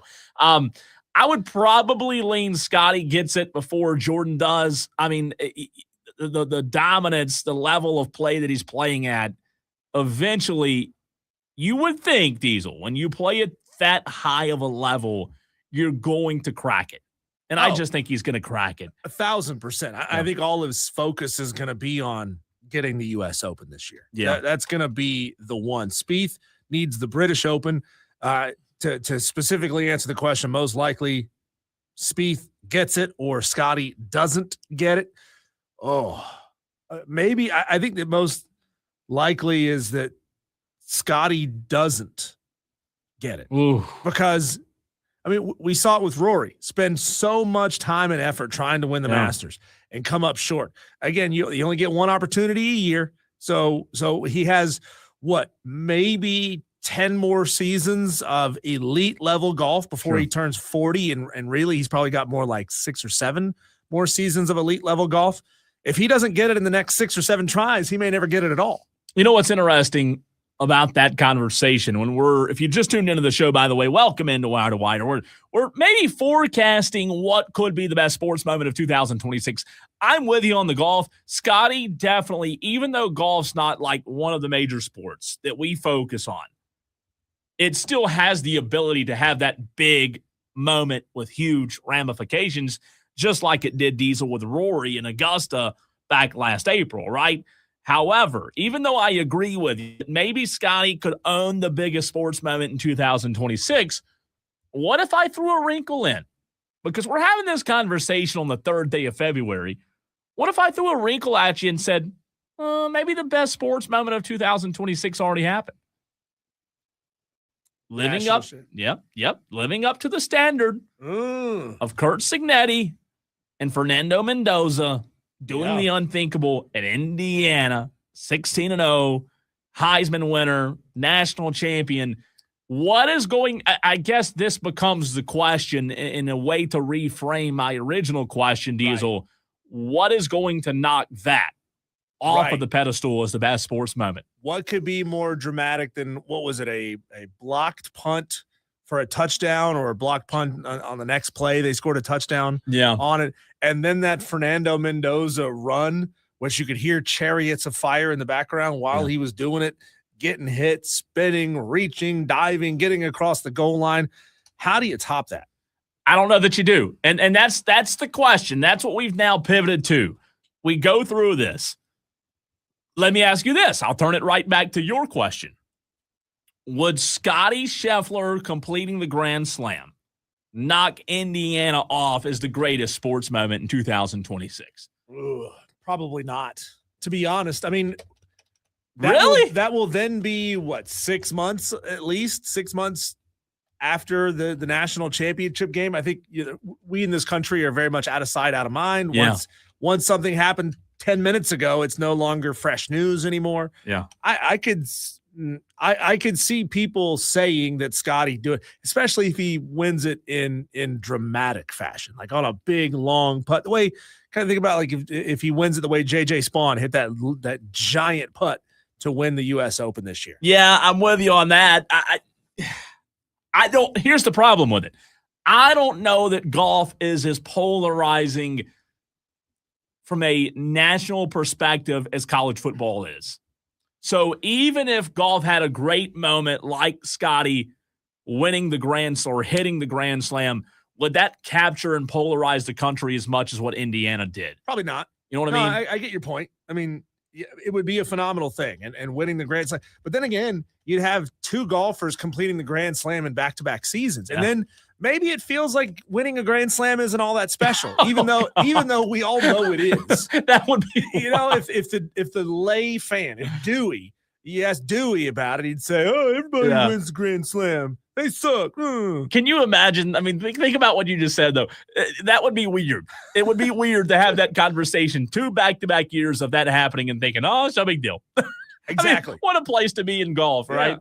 Because it is a huge deal. So, Tolos, would Scotty Scheffler completing the Grand Slam knock off Indiana? Texter gets in on the Joy Law Firm text line and says, Cole, what about LeBron and Lakers winning a championship, then LeBron retires? So, number one, Texter, I don't think that will happen. I know that's not the point of the conversation, but for the text, I will go down that road. I will play the game with you. I think that has some legs. Now, do fans here in South Carolina care about the NBA and the Lakers? No. Do college football fans here in South Carolina, Diesel, care about college football? Sure they do. They watch the national championship. But from a national perspective, let's play that game with a texter again for a minute from the 344. Again, I don't think it's going to happen, but let's say it did, because the Lakers are, I think, an above-average basketball team right now. They're not a great team in my mind. They're an above-average team. If LeBron won with the Lakers again and retired and walked off the court, it would be one of the biggest sports moments ever. Would that, Diesel, knock Indiana off the pedestal? From a national perspective, I am going to answer my question and not my question, the question from the texter. I'm going to say it would. College football is huge. 41-year-old LeBron James wins a title is bigger than with a super team with Luka to carry him. Let's be real. That's not a super team. Oh my gosh, they don't play defense. Versus David slaying a Goliath in the national championship game. Again, from a relative to where we are conversation, I think most of the audience would agree with you and say, no, it's Indiana hoisting the trophy, the David Goliath, Indiana going unbeaten, the Heisman Trophy. But I think from a national perspective, LeBron James at this age, if he were to do that, and talking about one of the greatest players of all time, being able to, at 40-plus years old, win another title Yeah, it'd be special. It'd be really, really special. I think it would. I think it would. And I know that, yes, I'm a LeBron fan. I would love for that to happen. And I know my fandom might lie somewhere in that answer. But I just think that when you talk about the magnitude of what the Lakers franchise and the Lakers organization does for sports, like the Lakers or the Yankees, they're the Dodgers. I think because it's the Lakers, it would be huge. It would be all that's talked about on every major news network for a long, long time. Now, to keep Depends it, on how many times he flops in the course of those finals to get extra calls and extra shots at the free throw line. To keep it in that sphere, Diesel, when you talk about the Lakers, the Yankees, the Dodgers, here's what's interesting. Could the Dodgers going back to back and being as dominant as they are possibly knock off Indiana? Here's what the problem with that. And I would agree with you. I'd say no, because nobody cares about baseball. Well, see, I disagree with that. I think the Dodgers are just so good, it's expected. I think it's like the Kevin Durant Warriors. Sure. Like they were so good when Kevin Durant was on Golden State, they were expected to win the NBA championship. The Yankees are expected to win it all every year. So I don't think it would be – I think I would agree with you there that the Indiana would still hold the pedestal there. Lefty Tiger gets in on the Joy Law Firm text line and says the best sports moment in 2026 will be when the Braves go undefeated in the playoffs. Let's look at Lefty Tiger getting the in there. I like that. I like that. Dewey, he's trying to take your shtick. Yeah, I like that, Lefty Tiger. You better watch out, Lefty Tiger. Dewey will come at you. How about the That is Lefty Tiger. I so much appreciate your optimism, because optimism does matter and it does dictate whether teams will be good or not. I'm kidding. But as a Braves fan, I wish that would be the case. That is wishful thinking, Lefty Tiger. It would be spectacular. So I think the point of the conversation, though, is that that what Indiana did was so remarkable. The feat that they accomplished was so amazing, because 5 years ago, never, ever, ever were we talking about Indiana football being good. So because they set the bar so high, like if it were Georgia winning the national championship a month ago, I don't think you and I would be having this conversation. I don't think it would be really difficult to knock Georgia off the pedestal for the best sports moment in 2026. But yeah, you got to give it to Cignetti, man. They set the bar high, and I don't know what will knock them off. So if we had to do a side-by-side comparison, and we both believe that Indiana winning it is the moment. LeBron winning a title and walking off, or Scotty getting the Grand Slam? Bigger deal. Nationally. I think nationally it'd still be LeBron, just because it's the Lakers. The Lakers just move the meter. It's a franchise with so much history, from Magic to Kobe. The Lakers move the needle. It's like the Cowboys. It'd be like the Cowboys winning the Super Bowl. I mean, we would talk – national media would talk about that for 6 months. It will never happen, but that's what we'll talk about. I'm praying that the Cowboys never win a Super Bowl. Well, you don't have to pray. Y'all would never shut up about it. We wouldn't, but you don't have to worry. Dan B with the comment of the day. I love this on YouTube. He says, it's easy to go undefeated in the playoffs when you don't make the playoffs. Dan, bingo. You're right. So maybe Lefty Tiger might be onto something there. Lefty also says on the Joy Law Firm text line, serious notes. I think Cole is right. It already happened with Indiana. And that's the question. Cignetti set that bar high, man. He set it high. We can't, I guess we can't know the unexpected, but could you think of another scenario in college football that would feel like a bigger deal than Indiana winning a national title the way that they won it?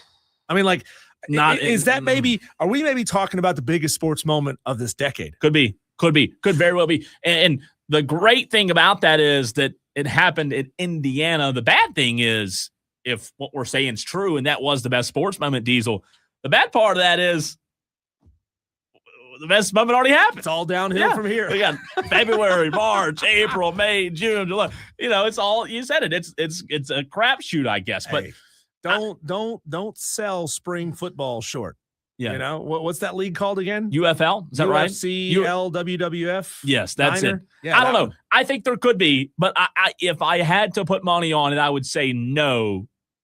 I would say I think the biggest sports moment's already happened. I really do. When we come back, Cole, you said yesterday, and you've said this before, that it stinks to be in the Super Bowl because you get the last pick in the NFL draft. Well, we're going to draft a letter to Roger Goodell. We're going to fix this travesty of a Super Bowl NFL draft order. We'll get into that, have a little fun with it next on the Fan Upstate.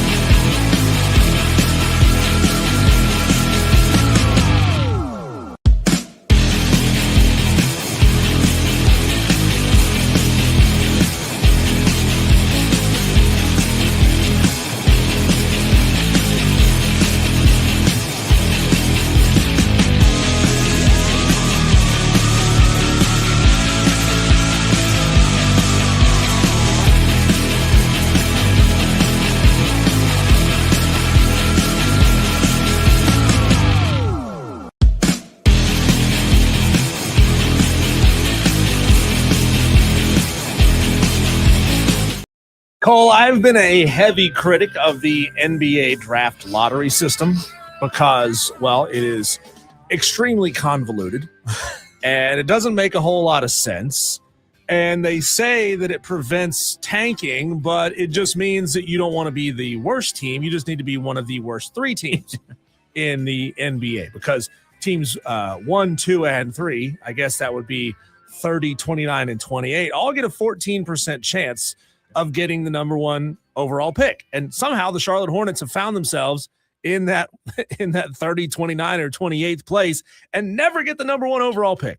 It's Bad just luck. amazing how it's happened to them. But Cole, I wonder if a system kind of like that wouldn't just be flat out better for the NFL. We talk about tanking in the NFL and how it's a problem year in and year out. And now you've made a pretty compelling case for how being one of the 2 best teams in the NFL is extremely disadvantageous because you get last or next to last in the draft order. I wonder, could I convince you? Could I sell you on a system that kind of hybridizes the 2?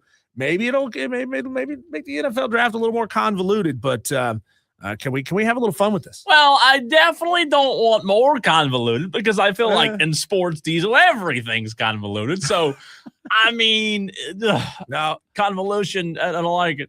I don't like it. Here I'm gonna start with my craziest idea Okay. first. We're All gonna right. knock that Knock one that out of the way. way. Okay? So you know how for years and years and years, the team that won the Major League Baseball All-Star game got home field advantage Correct. in the World Series. Yep. I loved it because it gave these 2 teams something to play for. Otherwise, they're just out there waving their little hats in the air, waving to the crowd. They go out there, they play their inning, and they're back in the dugout. Everybody's traveled all the way across the country to play for about 20 minutes, which is stupid. Yeah. It's cheesy. And it gives them no real incentive to play hard. But I always liked that. Did you like the home field advantage? I did. I liked it. am all for all-star games having like real consequences, and having meaning, and for them to, like you said, actually go out and try other than getting the paycheck. So here's my idea. 14 teams make the NFL playoffs. That means 18 teams don't. I say that the teams that make the playoffs, those should draft in the second half, just as they do now. You go 15 through 32, just the way that it normally is, or really 32 through 15, the way that it already is. But with those final 14 spots, Cole, you have the conference that wins the Super Bowl. Those teams get a slightly higher percentage chance to get better draft picks inside of that final 14 teams. So it would be a 14-team lottery kind of? 14-team lottery. Okay. And the conference that wins gets a higher percentage chance of getting the better draft picks. It would really presumably help out the league that wins the Super Bowl. Let me ask you this. I don't hate it, but what about if we maybe we don't care. What about if we care about this Pro Bowl, which is tonight, by the way? It is? It is. I had no idea. What about the Pro Bowl having similar ramifications where the winner of the Pro Bowl, I don't know. I'm just throwing it out there. I don't hate your idea with the Super Bowl, but my thinking is, okay, well, number one, it's the Super Bowl. You already have enough incentive. To win the game. Yeah. Let's try to resurrect this Pro Bowl. I will tell you this. I don't know if I'll watch the Pro Bowl tonight.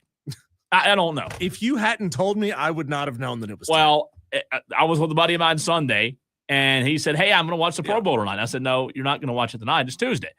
So why don't we have like big time musical guests, since it's always so controversial who's doing the Super Bowl halftime show. Why don't they have like a big Pro Bowl halftime show and intentionally try to find the most controversial person they can find? I don't know. I don't hate the 14-team line. So, like, I understand. So the system now with whoever wins getting the 32nd pick, loser of the Super Bowl getting the 31st pick. Yeah. I understand it. It's for balance. But you could also make a case that, well, balance hadn't helped Cleveland. Balance hadn't helped Las Vegas, in recent years. So, like, I don't want the rich to get richer by any stretch of the imagination. I do want a football Diesel in the NFL. I want a sport that has balance, So what you're proposing to me sounds like it's going to have balance, right? Because 14 and to do the math on that, with 14 teams, 100% divided by 14 is 5.5%. In my scenario, every team would have a 5.5% chance of getting the 14th overall pick, or having the number one pick among the group of teams that make the playoffs. But if you add the element of winning the Super Bowl gets you a slightly better chance, let's say the AFC wins the Super Bowl this year. AFC teams, they jump to about a 7% chance. And NFC teams fall to about a 3% chance of getting the better draft the higher pick. The higher pick. So in your scenario, who would get the number one overall? Number one overall would still be the worst team? The worst team. Yeah. Okay. So that part of it wouldn't change. Okay. You just randomize the teams that make that make the playoffs. So theoretically, the Carolina Panthers have the exact same chance of drafting middle of the pack as opposed to drafting at the tail end. I don't hate it. You've got it, and vice versa. Yeah. The Patriots have the same chance of drafting at the tail end as they do middle of the pack. Yeah, I don't hate it. I as long as you told me that was balance proof, I guess is the right term there. If we can keep balance, maybe just the thought of balance, maybe it's not really balanced to begin with. But like going back to the current structure, I don't ever want to see a system where Cleveland doesn't have a chance in the NFL to get better. I think the NFL, they need a lot more. It feels like it is already that way. A lot more help. I know it feels like they're already in the, in program. I mean, it feels bad. What if a team that hasn't made the playoffs in X number of years, call it 5 years, you don't make the playoffs every 5 years, you get an extra like compensatory first round draft pick? Yeah, I mean, I don't have a problem with that. The only thing is, I guess for me, is we have to address this. If we're sitting down in this room with Roger Goodell and the decision makers, here's what we have to talk about. All that's fine, and I don't have a huge issue with your system. But while we want balance in the NFL, Diesel, hopefully this comes out right, and hopefully you can understand what I'm saying here. We do still have to reward the good coaches. Mm-hmm. We do still have to reward the good GMs and the good owners who can still assemble a roster the right way and coach players the right way and coach well. And you still do have to reward the players that play well and perform well. What I'm getting at is I don't ever want to get away from a system to where the game can't be won just off of good coaches and good players. Like, for example, what I'm getting at is the Patriots. Diesel, the Patriots were a 4-win team last year, right? But guess what? A season later, the Patriots, with the current structure, go from the 4th overall pick to playing in the Super Bowl. I don't ever want to get away, I guess, going back to our conversations about the college football playoff, where we have so much structure that, you can't have these I don't know if it would ever happen. I don't know. It's worrisome. Here's an idea. Okay. You inspired this. I want to give you credit for this. Okay. You talked about the Pro Bowl and how to make the Pro Bowl matter. How about the team that wins, the conference that wins the Pro Bowl? Every single one of those teams gets $5 million knocked off their salary cap. Think about that. You get essentially you get to spend another $5 million in free agency. So you're getting $10 million, whatever. I don't know. Yeah. So the winner of the conference, the winner of the conference that wins. Yep. Every team gets an additional $5 or $10 million. $5 right. Million, yep. It's fun. Yeah, it's fun, right? Yeah. In a make-believe world, like here's where I am. Like, I love the salary cap, but I also don't like the salary cap. Yeah. I like the salary cap in the sense of, hey, even though the salary cap in football has its issues, it's still better than what we're dealing with in the MLB. Sure. Where the Dodgers can pay Diesel, the best player in baseball, the best player on planet Earth, Shohei Ohtani. Last year, you know how much money he made last year? Like physical money? Not much. $2 million. Yeah. The best player on planet Earth made $2 million. Let that sink in. He's going to have to start borrowing some money from Ipe just to go out to dinner. That's what I'm saying, though. Let that sink in. So, like, that's the problem I have with the MLB. I guess I'm more fond of the current salary cap in the NFL than I am the situation which you can defer money in the MLB. That's Rob Manfred's fault for letting something as silly and egregious as deferred salary happen. I mean, come on. The guys on your roster this year, you need to be paying them a legitimate amount of money this year. You don't need to be paying him, $200 million a year when he's 40. Yeah, and that's what's going to happen. He's going to be making $200 million then versus $2 million now so that they can keep stacking talent around him. Sure. Another question is, why isn't every other team in Major League Baseball doing this? I mean, how come the Dodgers are being able to use this to such dramatic effect? Well, I think nobody else is doing it. I think to answer, it's a great question. I think to answer that, I think the money that the Dodgers bring in has a lot to do with that compared to a team like, let's say, the A's. Right. It feels like cheating. It does. It does. And so many things go into that, not to get off on a tangent, but like the money that's brought in, the TV money, so many different deals go into why the Dodgers have that amount of money. So to get back to your original question, it sounds like I'm falling in love with the current NFL salary cap, which I guess I am, but I don't mind a little flexibility. Anything to make this Pro Bowl better because it is bad. It's as bad as it's ever been. And I do, trust me, I'm bringing up this topic in a facetious way because I do love the simplicity of, hey, you're the worst team in the league. You get to pick first because it gives you the best chance to dramatically improve your team overnight. But it really screws the teams that are decent but don't make the playoffs on an annual basis. Most years that'd be teams like the Steelers that are always okay but not great. The teams that finish right there in the 7-10 range, the 8 and 9 range. If you're good enough to get there, getting a guy with the 17th or 18th overall pick, no disrespect to the players that go middle of the first round, but they don't help you in the way that game changers do. And if you're an elite team like the Seahawks, well, you don't really need anybody. Yeah, that's a good point. Yeah. But the flip side of that is when you're that good, when you're Seahawks level good, and you got a big time salary, a big time payroll, those guys are going to want more money, and they're going to want to break apart and go their separate ways after the season is over. Yeah, I don't hate the Super Bowl ideas. I guess to land the plane from my perspective, I love football so much. I would love to, on a random Tuesday night in February, right before the Super Bowl, I'd love to be able to go home tonight and look forward to watching the Pro Bowl. I would love that because I love football. So I guess I'm not shutting down your idea. I want to say, okay, Roger Goodell, how can we take these ideas and apply them to the Pro Bowl? Because I might flip it over there tonight to watch the Pro Bowl games is what they are. It's become more like an Olympics than it has the Pro Bowl I think tonight. That's more fun than watching the game. And it might be because the game, it's a joke, right? So the Pro Bowl games might be more entertaining because of that. You're testing a lot of these individual skills. I get it, but I would love to watch a competitive football game tonight. What if they move the Pro Bowl to the middle of the season? like the Major League Baseball All-Star game? Because it is what it is. It's an All-Star game. Mm-hmm. You put it at the end of the season, it doesn't matter, right? You put it in the middle of the season, I don't know. You got a reason to watch, but like it's the Pro Bowl to me is less watchable than the Hall of Fame game.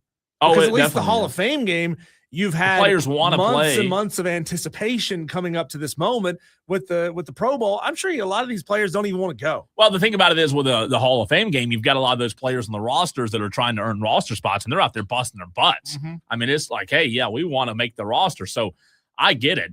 It's a tough place to be, but it is not enjoyable to watch. I don't know if I'll watch tonight. We're in a weird time, Diesel, where my nights are now shifting and looking a lot different than they used to.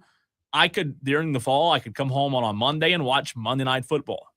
Have people over. Tuesday, get a little action. Wednesday, get a little action. I'm watching. Thursday Night Football. High school on Friday. Every night consumed with football. You get to January and February, and life just gets different. Like you're going home and you're thinking, do I want to watch Landman tonight? Do I want to watch Tulsa King? College basketball. college basketball. Like last night, here's what I did last night. I'm with you. I love college basketball, but I will be honest, I don't love college basketball anywhere as much as I do college football. I watched last night, I had the North Carolina game on, and then on the other screen, I had Tigers Golf League. And I did watch it. Like I watched it, and Lucas Glover, there were a lot of big names, so I did enjoy it. It's just not it's not football, and I hate not having football during the week. I have tried watching this TGL. I hate it. I don't get it. I could think it would be fun to go and do, but to me, it's Top Golf. A simulator. It's Top Golf. I do like what I do like about it real quick is the fact the greens are live. I do like that. They undulate and move. That's cool. So they're real greens, right? Hitting into a screen's different though. You know what I mean? In a simulator than a lot less pressure. Watching live golf. It's more of a social thing, I think. And I think the value really of that league is miking up the golfers and getting to talk to them during. That's fun. That's the best part. The personality. Right.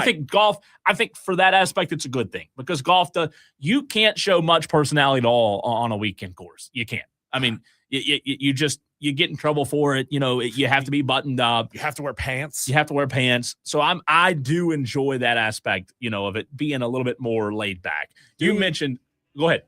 Dewey says he watches the Weather Channel. Wait till he finds out about Jim Cantori. Yeah. If he thinks Chris Justice is bad, wait till he learns about Jim Cantori. You need to meet Jim, Dewey. Hey, you mentioned it, college basketball. What about college hoops action tonight? What interests you? We'll get into it next.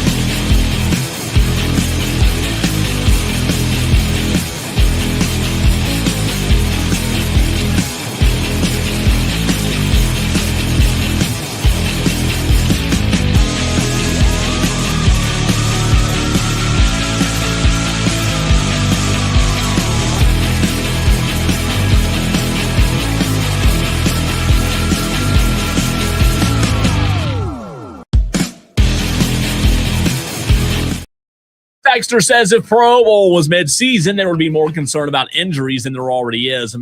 Imagine losing your quarterback mid-season or for the rest of the season after he got hurt in the Pro Bowl. And that's fair. It's more of a contact sport than baseball, where the All-Star game is mid-season. So easy. Take your quarterback out right before they get hurt. That's what you should do.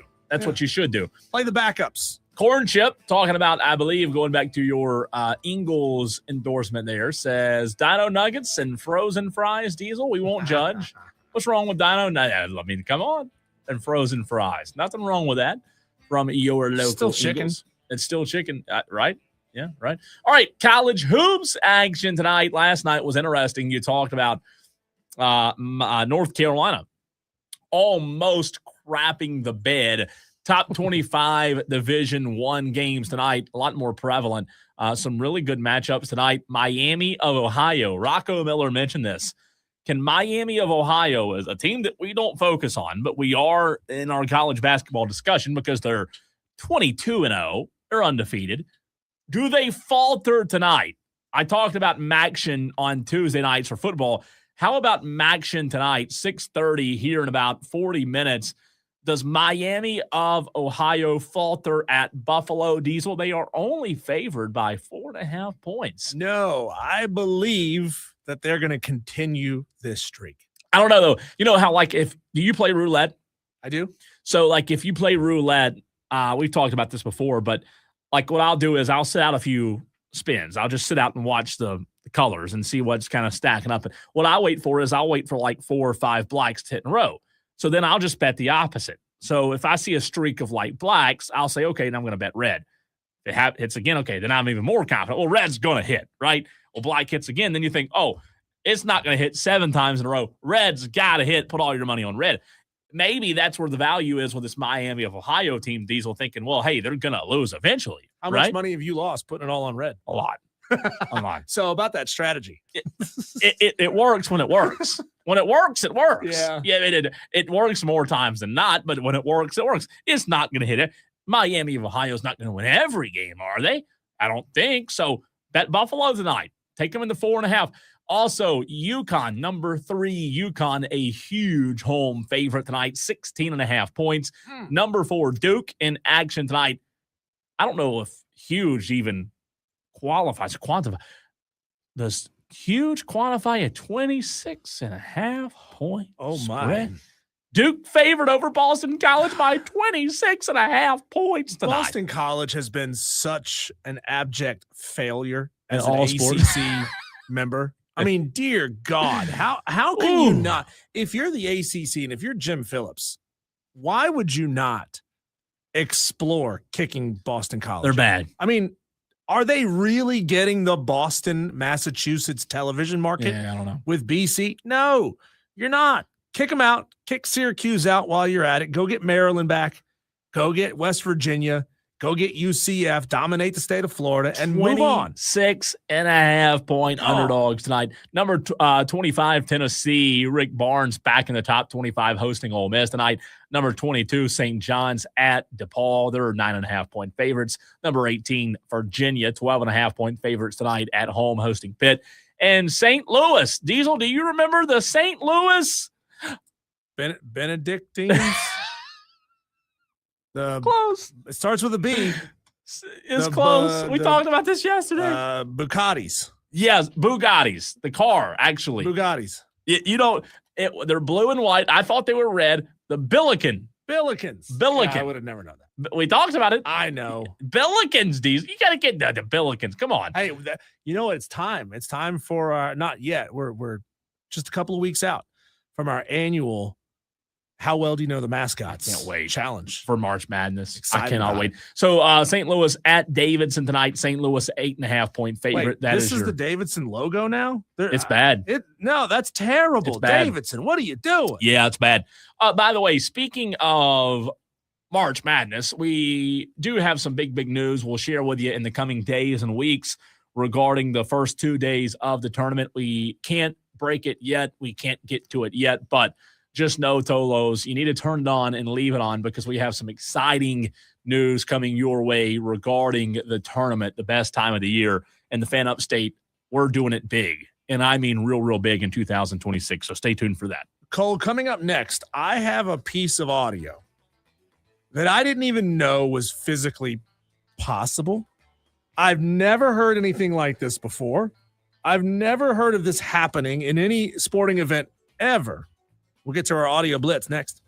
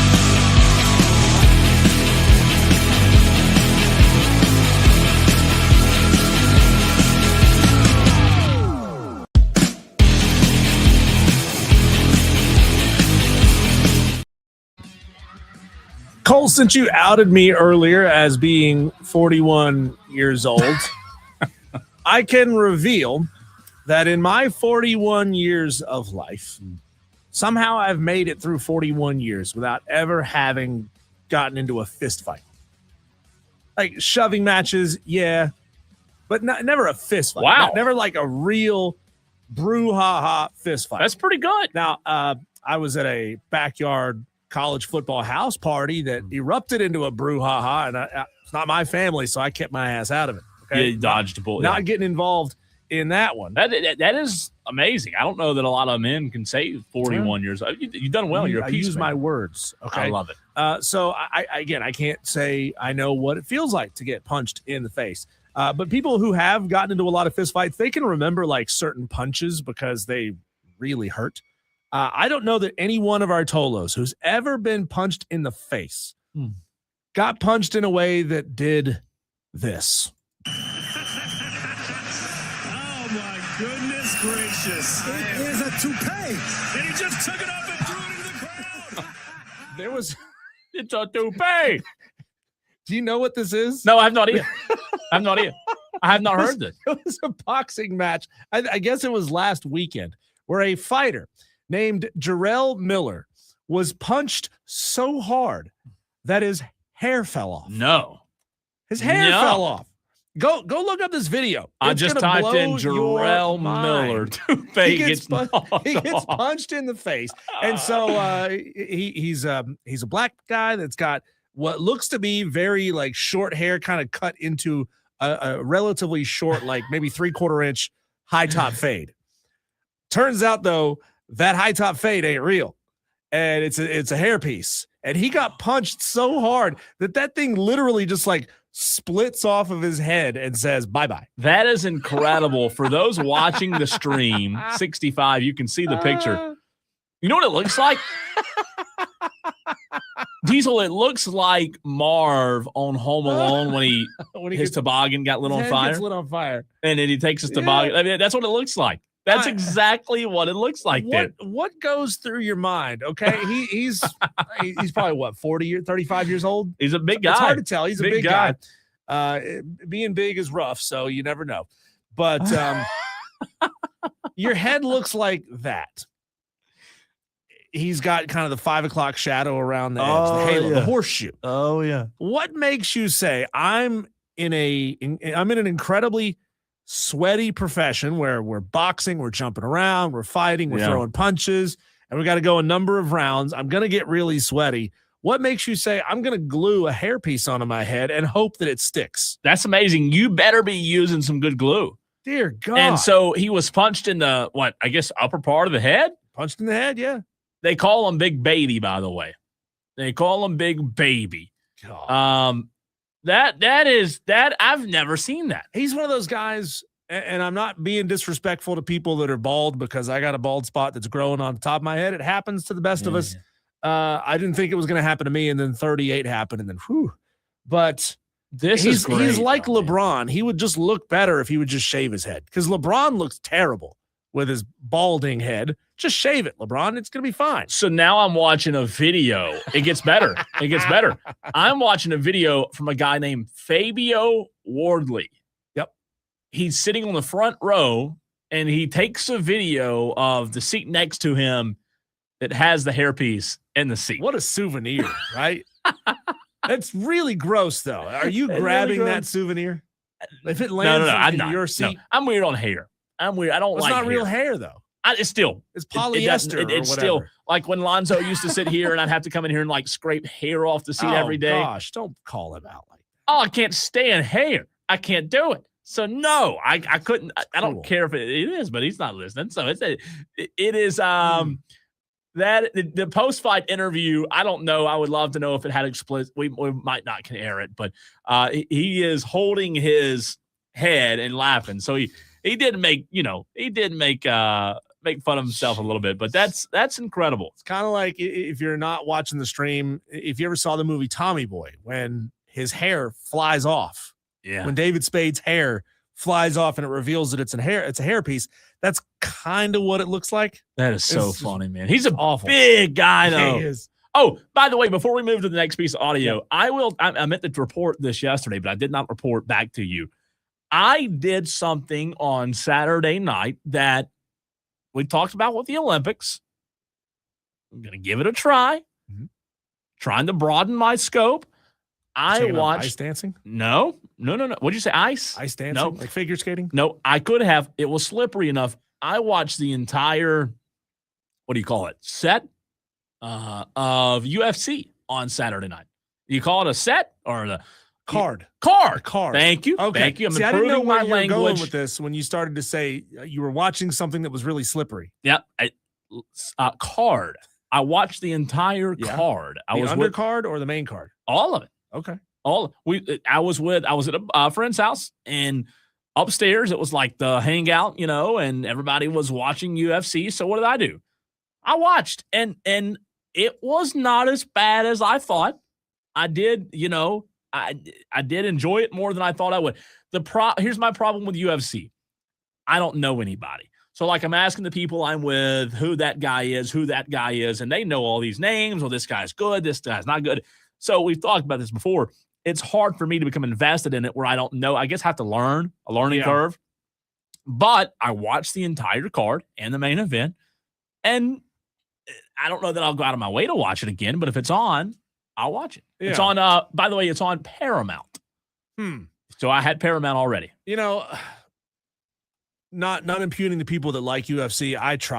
I really tried. I tried watching it. It's not for me because most of the fights end up the same way. They just end up on the ground, rolling, doing some form of jiu-jitsu. Yeah. And punching each other in the back of the. Sometimes they're not even punching each other in the head. They're just using the back of their fist and just pounding somebody on the head. What I do enjoy about it is it's like it's real. It's toughness. Yeah. You know what I mean? It is. It's not. You appreciate it because it's like, holy crap, these guys are taking a beat, like the kicks and the punches, and then some of the moves, where they're having to force them to tap out. I mean, it's intense. So maybe just maybe I can start dabbling in it a little more. See, you were not essentially there for the Ronda Rousey years when her story was incredible. She was tapping people out in 5-6 seconds. I remember watching multiple fights in a row. Now, I'll tell you this. I did watch. You remember the big fight that was so hyped up with Ronda Rousey that lasted like 6 seconds? Yeah. I watched that one. And if I'm not mistaken, it was like on a Martin Luther King Day. And I was like in college and we were out of class and we watched, and it was like the biggest letdown ever. It was super. You remember what I'm talking about? It was really super quick. So she won or lost? Do you recall? I thought she won. Because she won. She had a stretch there of like 4 or 5, 6 fights in a row. Yeah. Where she was tapping people out super fast. 2015. And that was the story, right? The story was that she was tapping people out fast, not that she was involved in good fights after good fights. I found it. It was 2015. Okay. It took 14 seconds. The quickest submission ever. It was her and Kendall Kingdon. I think that's right. I think that's right. It was 14 seconds, though. And I do remember watching it. It was a big deal, right? And everybody was, trying to watch. It was 2015. Yeah.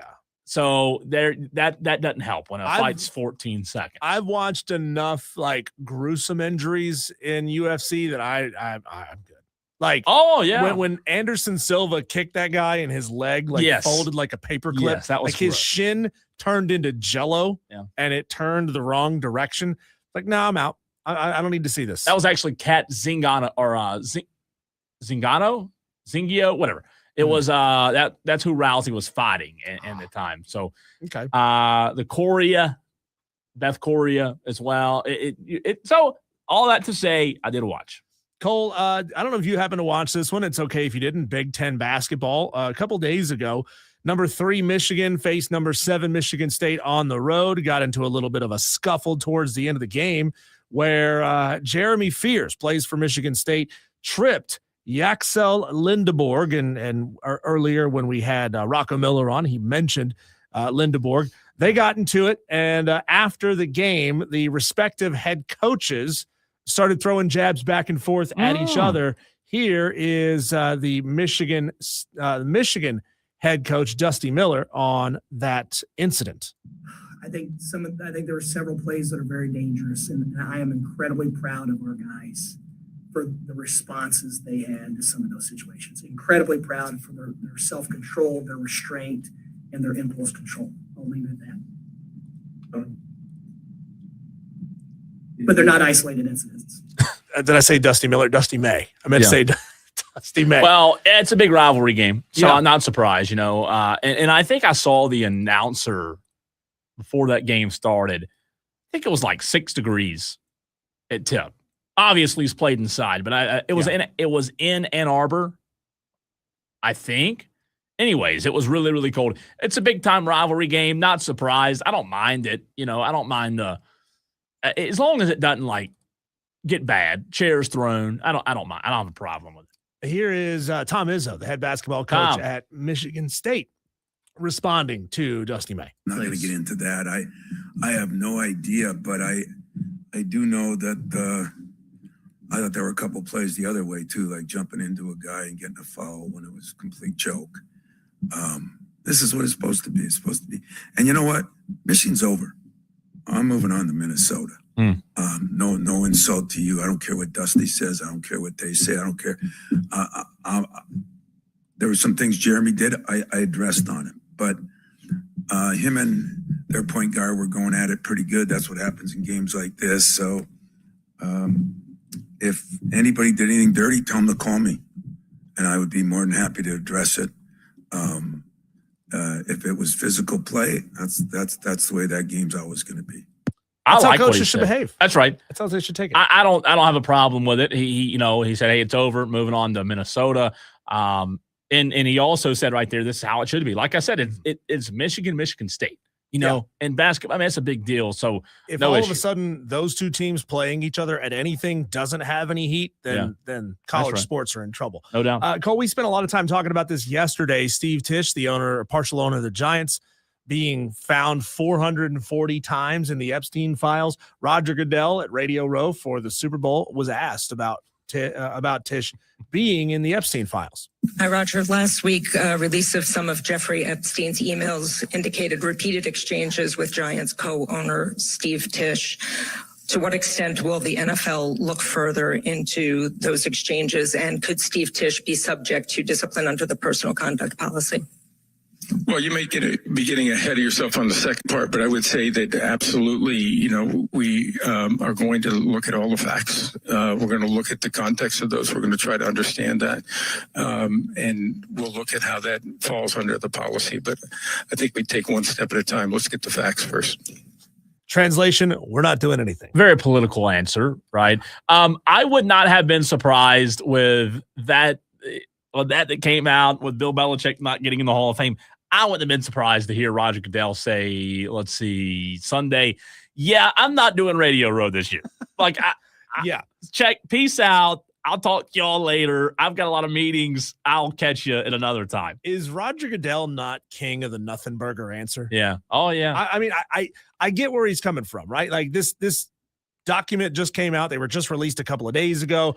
It takes time to look into these sort of things, and you got to find out. You don't want to effectively make a promise that, hey, we're going to go after this guy and try to force a sale before they get to do their own investigation. You got to be vague that's not with how it. it works. Yeah. Cole, there are some people out there who just have narratives in their mind that they will not let go. And even though Fernando Mendoza was amazing in the national championship game, Dan Orlovsky still says that there is a certain player that in his mind would jump Fernando Mendoza for the number 1 overall pick if he was going into the NFL draft. We were talking about this pre-show. If Arch Manning was in this year's draft, number 1 overall. Not even close. He's on with Dan Patrick. Not even close. Not even close. He'd be the runaway number 1 pick. Arch Manning is kind of like the throwback 1970 quarterback with modern day training and nutrition. I'm a huge fan of this guy. He's physically remarkable. Daniel, shut up. Just shut up. Okay, enough.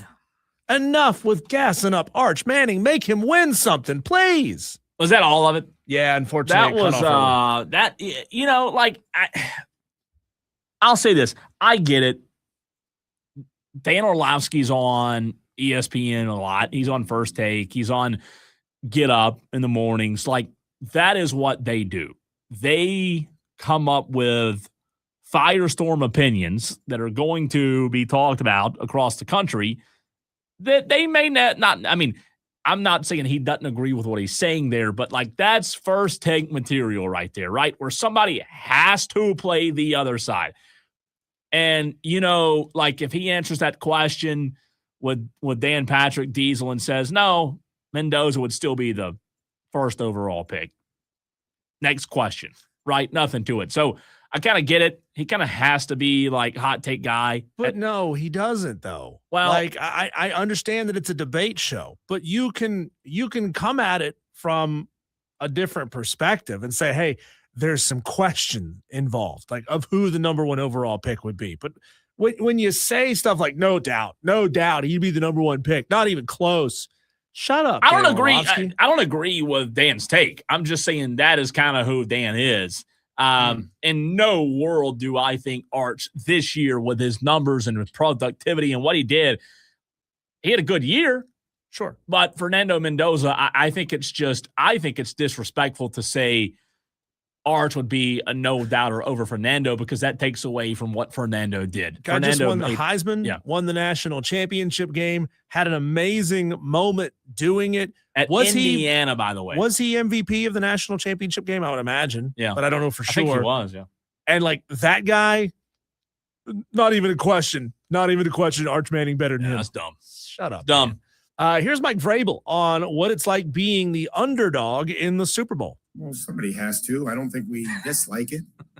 Again, that's not anything that's ever affected us. I don't think we set out to necessarily worry about those types of things. I'm excited to be here and with this football team. Somebody has to be the underdog, right? Now, I like that. I like Vrabel's approach, Diesel. Did you hear, and I'm pulling it up literally as we speak, you might have the audio from Vrabel and the must win. Do you have that? I don't. You think you've heard it all now. Wait till you hear this. No, somebody didn't ask him that question, No. You've never. No way. You've never heard this, right? Because that was I'm not saying that was a dumb question, what you just played, but it wasn't the greatest question. But here we go. I'll be quiet. Here's the audio from Mike Vrabel earlier yesterday. Is this a must-win game? A must-win? Yeah, I think every time we go out, it is a must-win game. I mean, it's kind of the attitude that I've always taken in the National Football League. That had to be a joke, right? It had to be a joke question. There's no way that's – was this somebody on the Pat McAfee show talking to him? Let me see if I can recognize that voice. Is this a must-win game? Sounds like Dan Orlovsky. I don't recognize the voice there. It kind of does sound like one of the guys on Bussin' with the Boys. Is this a must-win game? Maybe it is. There's no way that's a legit. Here's my thing. You call me an old school traditional journalist, I guess. You have an opportunity to ask a question of Mike Vrabel at the Super Bowl Radio Row, and you ask that. It's just weak, man. Hey, we're in the social media clicks world, man. People don't want deep, insightful questions with real answers. They want the 10-second or less soundbite. I wish he would have said no, and that's it. Nah. There's no. If we don't win this one, it's fine. No big deal. Last piece of audio here for you. This is Sam Darnold and him having a little perspective on what his journey has been like in the NFL. Yeah, it's I take every experience as its own. No matter what happens, I was really blessed to be able to get drafted to the Jets. Obviously, things didn't work out the way that I wanted to there, and then I went to the Carolina Panthers, where I made a lot of great friends. I learned some really good football as well. Just part of my journey, and then went to San Francisco. Was able to be a backup there, and for a great player in Brock Purdy. Learn under a great coach in Kyle Shanahan, Brian Griese, the Kubiaks, obviously, and then I went to Minnesota, and again I was with some really great coaches, some really great players as well. I think everything, everything I do, I just take it one day at a time. And I think that's kind of the mantra for myself and what I've been able to do, I guess, over the last couple of years. I totally forgot that he was in San Francisco. He's been everywhere, man. He's like Johnny Cash. He's been everywhere. He's like a college football player now. He's transferred 4 or 5 times. I like Drake May a lot, Diesel, and I think Drake's going to have a good career. And I it won't hurt my feelings if Drake May and the Patriots win Sunday. But how do you not pull for that guy? It's just like it is the epitome of somebody who's just stuck with it, who hasn't given up. And I know he's making millions, so it's easy to stick with it when you're making millions. But you just said it. He's been everywhere. And we talked about Sam Darnold before last year's really good year in Minnesota. Sam Darnold was an epic failure. I mean, in New York, Carolina, it was awful. So, I mean, how do you not pull for him? I'm pulling for him. I am, man. He's playing at an elite level, and I think they've got the talent to get it done. I don't think there's not a villain in this Super Bowl. No, right? No, it really. I mean, no, there's not. It feels like both of the good guys, and they're just punching at each other. Yes, interesting. I guess like the only villain, like if you had a Stephon Diggs, maybe just being in trouble with the law. Remember those videos with the locker room videos? Like, hey, which player on your team would you least like to date your sister? And like everyone said, Diggs. Don't let Diggs date your sister. That's what I'm saying. So, like, you're right. It does seem like it's challenging to find a villain. There's nothing wrong with that. I think it's going to be a good game. Yeah. We'll talk more about it, obviously, in the next 3 days. A lot more. We'll do our official predictions, I guess, on Friday. But let's talk college hoops. Let's take a deep dive into college hoops with Rocco Miller, Bracketeer.org next.